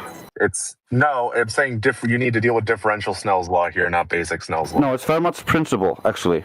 And the thing is, when you try to assume modern ways of dealing with refraction in the air is mostly modeling and assuming those models are consistent. And so you keep switching your models until what you see matches the model. But that does not infer that the paths are like that, but that one model appears to match that vision or view. So the problem here is we've been looking into this very deeply, and so for the globe to be true, you need the light to be refracting down around the globe to allow you to see further. So we have thousands of instances where we can see way too far for the globe, and so in those instances the only excuse the globe has is that light must be bending around the globe to allow us to see further. Okay, so we go and test that. Now, in infrared cameras work on infrared, and infrared refracts less than visible light, and so we should always see the horizon closer in images when we see too far in infrared. So if we see too far in visible light, and we should also see too far in infrared, but just less far because it refracts less, if the conditions of the globe are true and light is refracting. However, when we look in infrared versus visible light, we see further in infrared. So, and when we look at the conditions of the day and we measure, for instance, the temperature, humidity, and pressure on both sides and or over a frozen lake, we find pretty normalized conditions at times, and at those times we can see straight across. When there's more refraction, we see less. So that is contrary to what is required for the globe to be true. Do you have any documentation I can go read? I appreciate, and I'm following, so I do appreciate the information. But you had to have gone from a layman to knowing what you know now. Is there any good material you could send my way? There's a ton of material. First of all, where to start? There's of course. It doesn't have to be now. I'm just saying, like, if you come across something, like. Okay, let's start here. You are aware that refraction is wavelength dependent, right? It has a wavelength dependency. Correct. Yes. Okay. That's why you get the prism, right? Yeah. Or, yeah. So it has a wavelength dependency, and that is directly related to the absorption. You might not know that. That's kind of a nuanced thing. And it's well known that infrared, that's why we use it for, tracking, planes, missiles, people, etc., because it's absorbed less. So the refractive index, the how much infrared light will be refracted as you go toward that end of the wavelength, right? So it's lesser like ultraviolet and blue, and then it's more for ultraviolet and blue, that end of the spectrum, and less at the redder end of the spectrum. There's an optical window in infrared. In fact, the point is that it's easy to just go, hey, if there's less refraction. So what they claim is the more refraction there is, the more something is lifted up, right? The more the ray curves around the surface of the Earth. So in infrared, right? If it's curving less than the horizon, that was a brilliant argument, Drace. I've never heard that before. The horizon should actually appear closer than what it would be in a more refracted day, when it's actually the opposite. And there's one I actually know about, the San Jacinto infrared, where the horizon is 5 miles too far, at least 5 miles, probably more. And it's easy to know where it is because of where it was taken, the features that the picture was taken of, where the camera was. You just simply know that it's supposed to be the horizon's more than 20 miles, and the horizon, according to the globe map, is supposed to be 5 miles. Well, he also has the same in visible light, and you can't even see the shoreline because of the horizon. Well, the horizon should be farther if it's being refracted more in the visible light. than it is in the infrared light. And what Trey said, it's the opposite. Yeah, the same would also be true with. It's like how basic do you want it? You know what I mean? Like, that's up to you. Like, the same would also be true with, like, you look at anything at a distance, and if it's too far to be seen, and you can still see colors, all of those colors should be shifting based on the refractive difference between those wavelengths. And so we don't see any evidence of the light being actually refracted when we see too far. We only see evidence of, like, when the conditions are such that we have a lot of refraction, it lowers how far we see, because when you think about it, if the light is coming from the other side of the lake and the bottom rays are dropping down and hitting the water, of course you're not seeing the bottom rays. Of course the bottom of the boat starts to disappear as a consequence. That makes sense.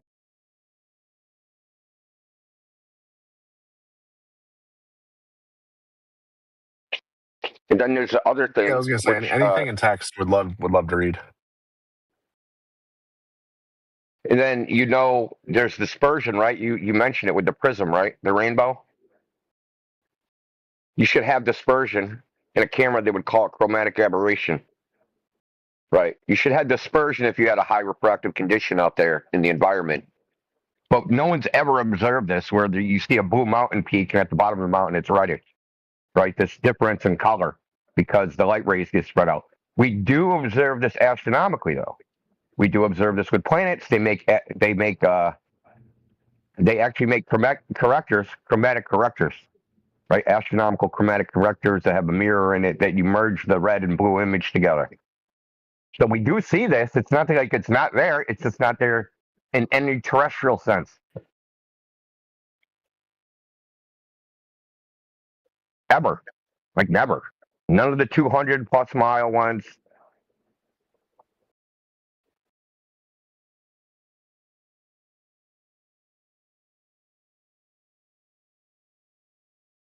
And as for documentation, just read about refraction. There's a ton of official documentation where you can read about all this. It's not very complicated. And if you want to see people inadvertently testing this, most of the world record long distance photographs are taken in infrared because they see further.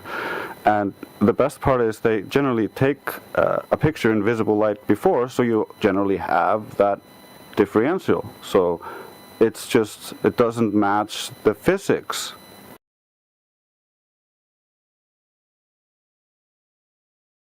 Sorry, I'm reading through the side chat.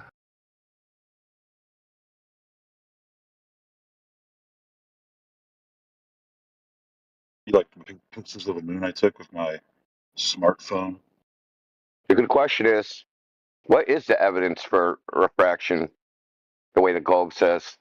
And their evidence is that the Earth looks flat, which is fucking crazy. Hey, what's your evidence that light curves around the ball? Oh, the Earth looks flat. You know how cuckoo that is, dude? Yeah, that's also how they determine how much refraction was that day, is by how flat it looked. Yeah, the flatter it looks, the more refraction.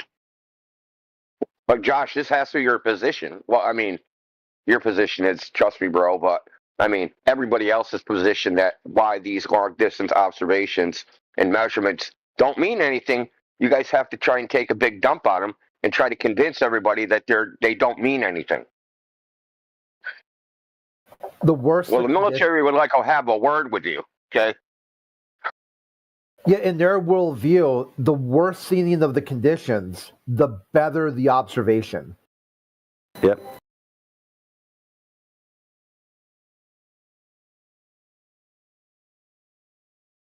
The worst part is the military uses. Like that's what people take away. Sorry. What I wanted to say was that the worst part is the military, like was slightly mentioned earlier, uses tri-beam different wavelength targeting systems to exclude any possibility of the target being displaced, or be able to calculate how much it is displaced by the dispersion of the lasers or through the targeting system. And so we can use the same principles here on Earth, just use the different wavelengths to see how much the dispersion is, if there's any. And so far we have not seen any evidence that the Earth is curved and light is somehow trying to hide it by violating its own basic functionality.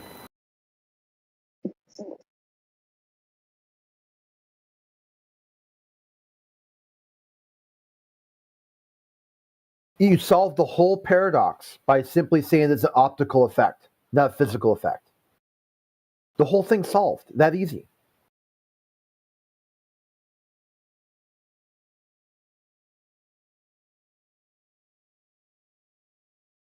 I appreciate all the content in the side chat. Here's a little point.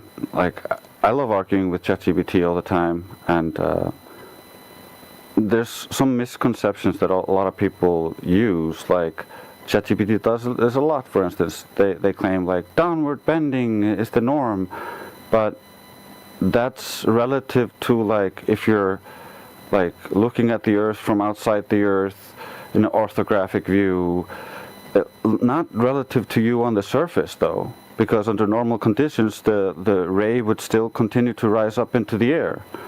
That's just the physics of it. So they're quite literally screwed.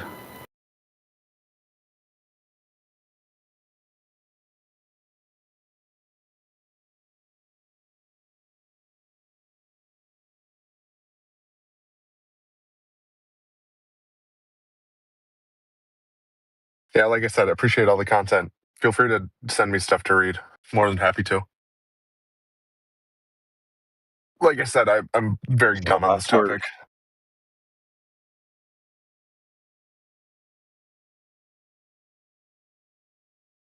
So I sent Jay Tolan media. So if you scroll up, I sent the infrared and I just sent the visible light. Now, if you look at the infrared and you zoom in on this, you can see what the hell is it? The name of it? Can't remember the name. It's something marina, right? And that marina comes up to the ocean, but it has a jetty, a barrier, and you can see all the way into the marina. And the marina is at 20 miles, and you can see into it where they park their boats, right? So we know that that's at 20 miles. Well, the globe curve calculation is the horizon supposed to be 15 miles away. But you can see the water surface 20 miles away. Now you can say, hey, that's refraction or whatever. But then when, like Drace said, like I said, I can't say it enough, man, that was a brilliant deduction, is that the horizon is way closer. Way closer. Right? Some of the buildings are cut off. You can't see them. This is the exact opposite of what it should be. If the globe, the globe mechanism for refraction actually existed, we're seeing the opposite of what it would predict.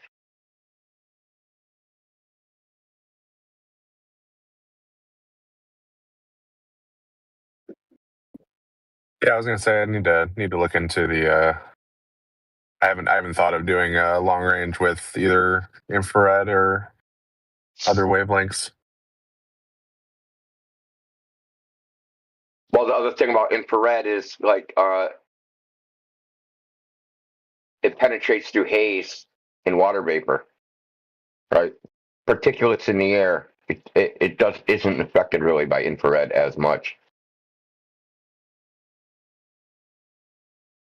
And what I've come to find out, because I've borrowed a multispectral camera and I got an infrared filter, is that consumer cameras, their infrared filter doesn't really have a high activation. So the actual optimal window is something like 1200 nanometer or 1500 nanometer. But your consumer cameras aren't sensitive. Well, it's not that they're not sensitive enough. It's that the material they make the sensor out of has like an upper threshold to like, because the radiation has to activate the electrons on the sensor, and in this particular, the elements they use for consumer sensors, there isn't enough. It's not powerful enough. The sources aren't bright enough. But you can do like 930 nanometer with a long exposure, or you just buy one specifically made for that purpose. But they also have what they call shortwave infrared. But those cameras are like thousands of dollars, like tens of thousands of dollars.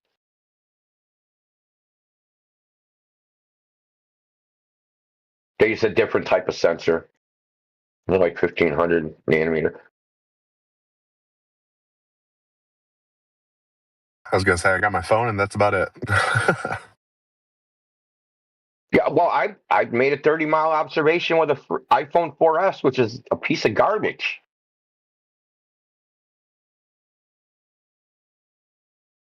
"30 miles from 15 feet above sea level, I watched a ship sail from 6 miles away, tracked with marinetraffic.com, which tracks, well, at this particular location, they use a radar station out of Gloucester, Massachusetts.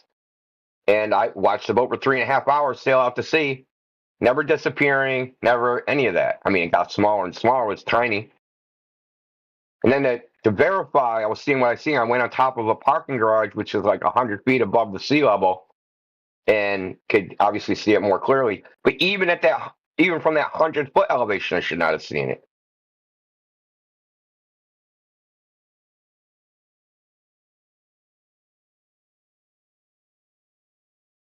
No, I mean, we could sit here and just believe that the light rays are, curving around the surface of the Earth in such a way as to make the Earth just look flat. How that would work in any conceivable way, I do not know. Like I can't even visualize it geometrically how you would make a curved surface look flat. Just imagine how uniform the air would need to be for a vista. When you look out, and you can see 30 miles when you should be at most be able to see 10 miles, let's say.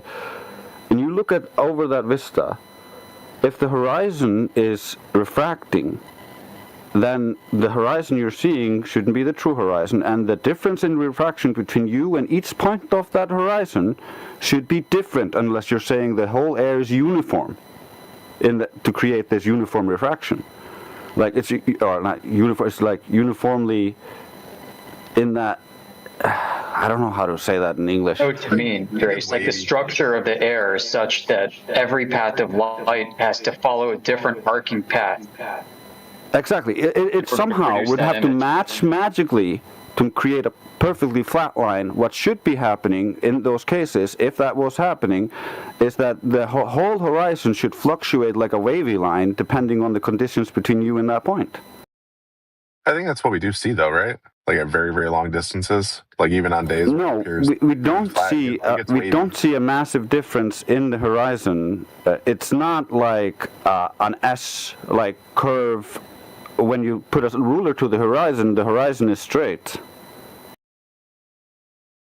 But if you zoom way in, you see kind of like these miraging effects. It waves up and down, and as a function of time, right? Because you can see waves in the ocean. Yeah. Yeah, and smearing of distant objects. It's a medium. Yeah, there's shimmering effects. Even the right geometry. Yeah, shimmering effects are also a consequence of turbulence. Oh, and turbulence is exactly what we're talking about here at this point. Yeah, but that's slight variations in the straightforward, and the propagation is still going to be relatively straightforward. It's not deviations that could allow you to see extra 10 miles. And those extra 10 miles would be variant due to the differences. So you would be able to see 10 miles over there, 5 over there, 3 over there, depending on the conditions. But when we look, we see 10 miles too far there, 10 miles over there, all around us. Well, no, I think it does change, but it's and this is once again me shooting from the hip, but my gut's telling me that it's 9.98 miles in that direction, 10.02 miles in that direction. Like it does change as a function of azimuth and time, but it's not, Well, how could the horizon look flat? Right, the molecular composition of air must be conformal to the curvature of the Earth, such that it flattens it out. The horizon can't be more than one distance away, because then it wouldn't look like a straight line. Horizon means bounding circle. So a bounding circle is equidistant from the observer, right? So that, because you're that doesn't take into account the medium, though. But we're talking about what it would look like, right? So, and what it would look like if the horizon is equidistant, it would look like a line around you. But if it's not equidistant, it would not look like a line. One part of the horizon would be lower or higher than some other part. A lot lower, farther higher? away. No, it would just be a tiny little bit, and it might be imperceptible to the eye. Is what I'm trying to say. Like, I don't know. We just went over. You're seeing over 10 miles of what you shouldn't be seeing. So that should be extra 10 miles of extra stuff added on top of the horizon, being bent above the actual horizon to create an illusion. That's what the Globers believe. They believe they're seeing illusions. Okay, and so. Depending on the conditions between them and the illusion. And so that illusion would shift. Yeah, shift, but like the magnitude of the shift. Like I'm just saying the dynamic portion of this might be. Yeah, the magnitude of the shift would be dependent on the conditions. And problem is the Globers do not have the conditions to even create the bending down in the first place. I can agree with that. So there's no way to even model this. So this is the funny part, Josh. You know how they actually do model this? They just change the size of the globe. Oh, I thought you were talking about like computational fluid dynamics, like No, I'm talking about when they model molecules. No, that's not even remotely how they model it. But what they do is they'll say there's X amount of refraction, right?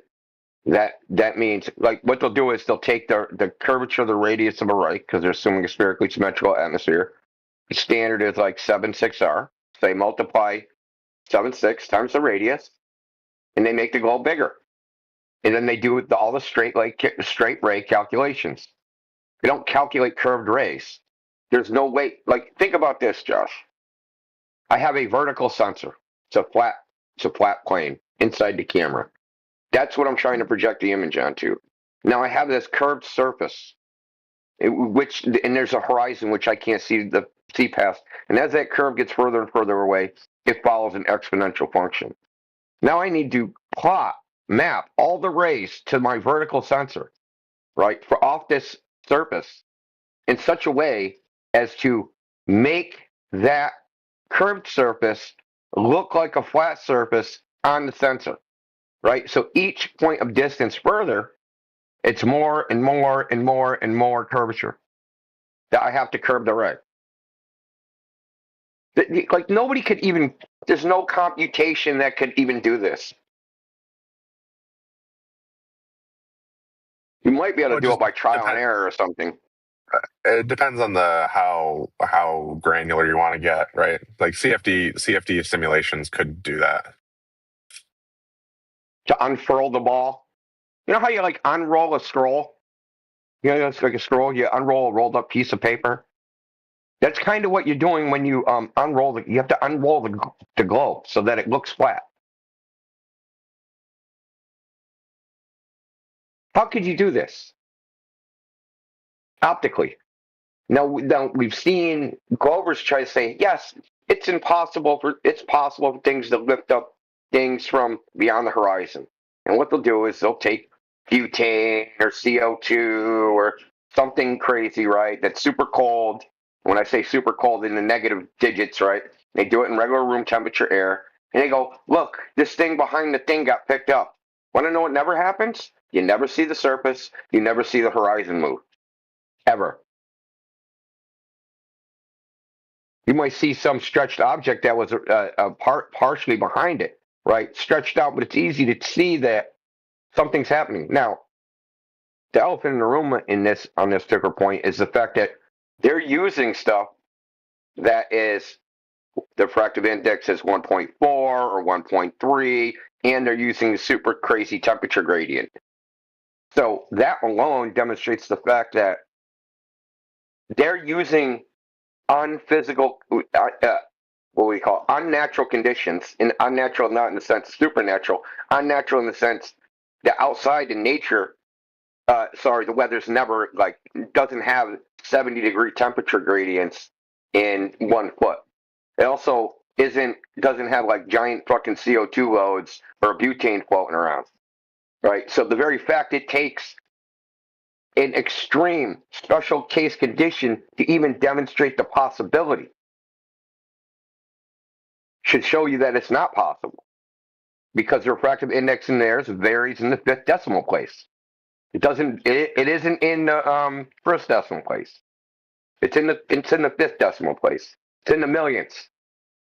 So temperature, the 70-degree versus 69-degree temperature difference varies in the refractive index like 0.0000024 versus 0.0000237. So it's a slight variation because you have a single medium. Right? So even if you have a 10-degree temperature difference, you could have a 100-degree temperature difference in a foot, and it still isn't going to change as much as what the difference would be in CO2 in air or butane in air. Right? They're just not the same. The point is to even demonstrate that it's even possible, they have to use these extreme experiments. When we can go out and demonstrate that, hey, you can make the horizon appear way shorter than it has to be. We don't need to do any extreme conditions. We can just go out in nature and show that a little RC boat or whatever will appear to disappear over the horizon on something we know has to be a flat surface because it's well shorter than where the horizon should even be. And you have a horizon that's appearing 700 feet away instead of appearing 2,600 feet away. Right? We're observing this in nature. We're not observing it in a lab under some weird conditions that don't exist in nature.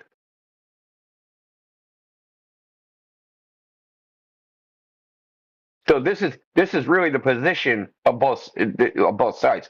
One side says, yes, X is happening. Well, can you demonstrate that in the lab? Oh, sure, I can demonstrate in the lab. Give me some butane and some CO2. We'll make the butane negative 40 degrees Celsius, and we'll make the CO2 negative 60 degrees Celsius, right? Something that don't exist in nature. Negative 60 degrees Celsius next to 70-degree air don't exist in nature. I'm sorry. But we can just go out and we go, hey, there's a nice freaking smooth lake. There's no ripples on it. Let's just take a camera, set it real low, and sail this RC boat away. And we can observe our contention. We don't need to do anything special. Yeah, we just test what we're told. Like, we're told to believe all this stuff, and then we go test it. Like, we have hundreds of laser tests over frozen lakes at all conditions of the day. The globe just isn't there, and it's just not enough to just hand wave away all of the data that comes from the world itself and just go with the preconceived notions, because that's what we were all taught. That's the easy way out. It's kind of like when we saw New York City skyline across that water, and people will be like, "Oh, that's an illusion. That's a hologram. That's a mirage."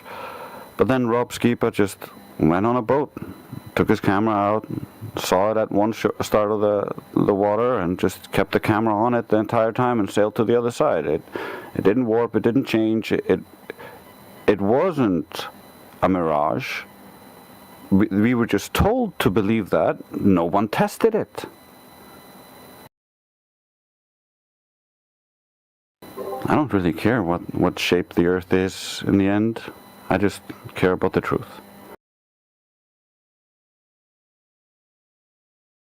Worst part is I really wanted it to be a globe, and like this whole thing just kind of, it's kind of a litmus test, like, are you a person who just follows blindly what other people believe, or do you actually go and look into it? And I wanted to have some foundation in my belief in the globe. That's the only reason I'm looking into this. And the more you look into this, the less solid it is, because that's what it is. It's not solid at all. It's in the mind mostly. The little bit that's not is like misconceptions, like you measure the ground flat and then you wrap it into a ball afterwards because of the belief. That's not reasonable. You did one thing right, and that was measuring it flat. And that's one of the things what I love about this community is we go back and look at all of the so-called evidence from the globe side, and we just keep consistently finding that, wait, they did measure it flat. But oh yeah, see, here they divorced reality, are comparing what they're seeing in perspective to this orthographic view to reify into existence the globe, and now they're claiming it's a globe. But in the beginning, they just measured it flat. So that's what we're looking at, the actual data, the foundations that they're building it on, and then looking at why are you adding this? And when there's no reasonable reason for adding it, we can reasonably conclude that this is coming from some preconceived idea that it must be a globe.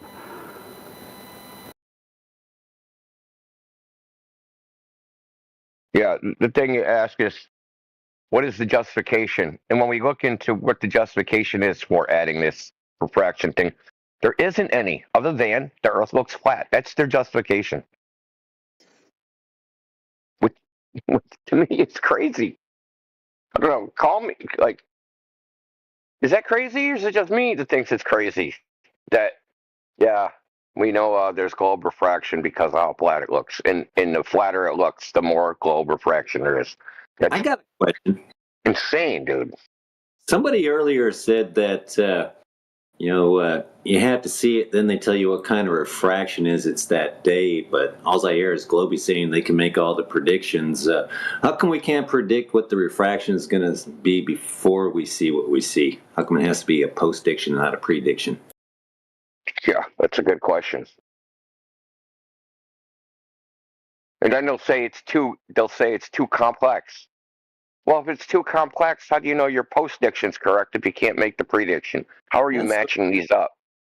And the funny thing about it is it always comes up to where, we have a stance to say the Earth is flat. It's a little bit lower, a little bit higher. No, it's right where a flat earther would say it's at. So, yeah, it's a very troublesome thing here, this predicting refraction thing. So what's up, Brian? You doing X tonight? Oh, yeah. I'm going to probably get in there in about an hour. Kind of just tooling around right now, getting some stuff down. I was listening to the conversation. I don't know. Josh left. Josh is our resident satellite. Yeah, I'm here. I think he bailed. Oh, he's here. Josh Ingersoll.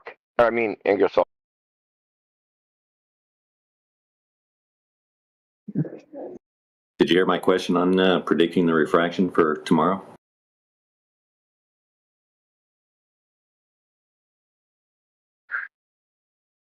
Yeah, he's disavowed that. You say that he's not an expert, so.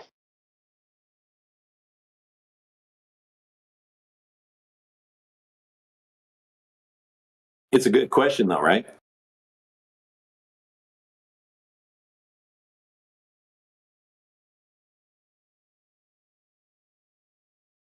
How is globe refraction? And I call it globe refraction because it has to be a globe for it to refract that way.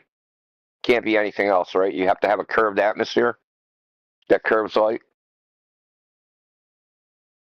Yeah, and a globe dropping away from the beam, so that's the problem here is the beam is traveling along the Earth in the same optical density, roughly, because of the temperature gradient, humidity gradient, and the pressure gradient.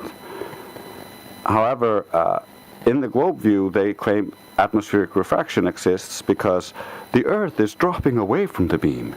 So the beam is going up into less dense medium, and so it will bend away from the normal. But problem is, that doesn't actually cause the beam to go back down.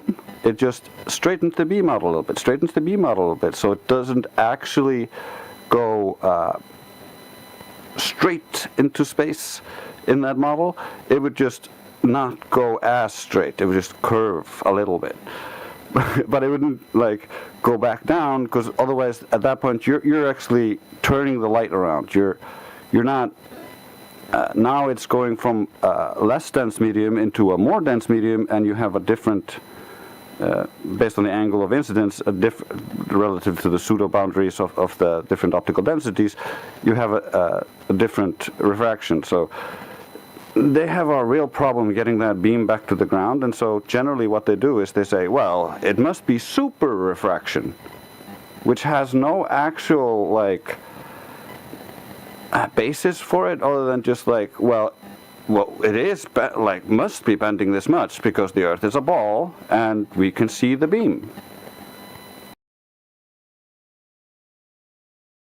And the sad thing is the refraction gets less as the higher you go up, man. I posted in the chat there the world record photo. We got 275 miles looking at Picus Bard there from 9,200 feet. That whole mountain range should be under 3 miles of physical curvature. But yeah, you can see the whole mountain range. Pretty devastating for the globe Earth there. So I just posted one taken from 27,000 feet in an airplane. Those mountains are 500 miles. They're between 450 and 500 miles from the camera. Okay, so they should be 9 miles under the curve of the Earth, under the horizon. Can you post videos in there? Yeah. In the chat? Yeah. I think I got one. It's a pilot, an SR-71, talking about how he's in around Tucson, Arizona, and he can see all the way the Rocky Mountains all the way up to Canada. You can see the coastline to LA, which just completely destroys. And this guy's the SR-71. Their max height is like 82,000 feet. 85,000 feet, something like that. I don't know if he was up that high, but he was up pretty high. Let's see if I can find it. Does anybody have a picture of the weather balloon camera that is showing the sun and how it's making like a hot spot of light on the ocean, and then you can see like the moon far off to the left in the same picture? Man, I had one. I might still have it. It was a sunset that actually disappeared before the horizon. Oh yeah, I've seen those. Kind of like turns into like a puddle blob and then poof, disappears right before. Yeah, it's kind of amazing.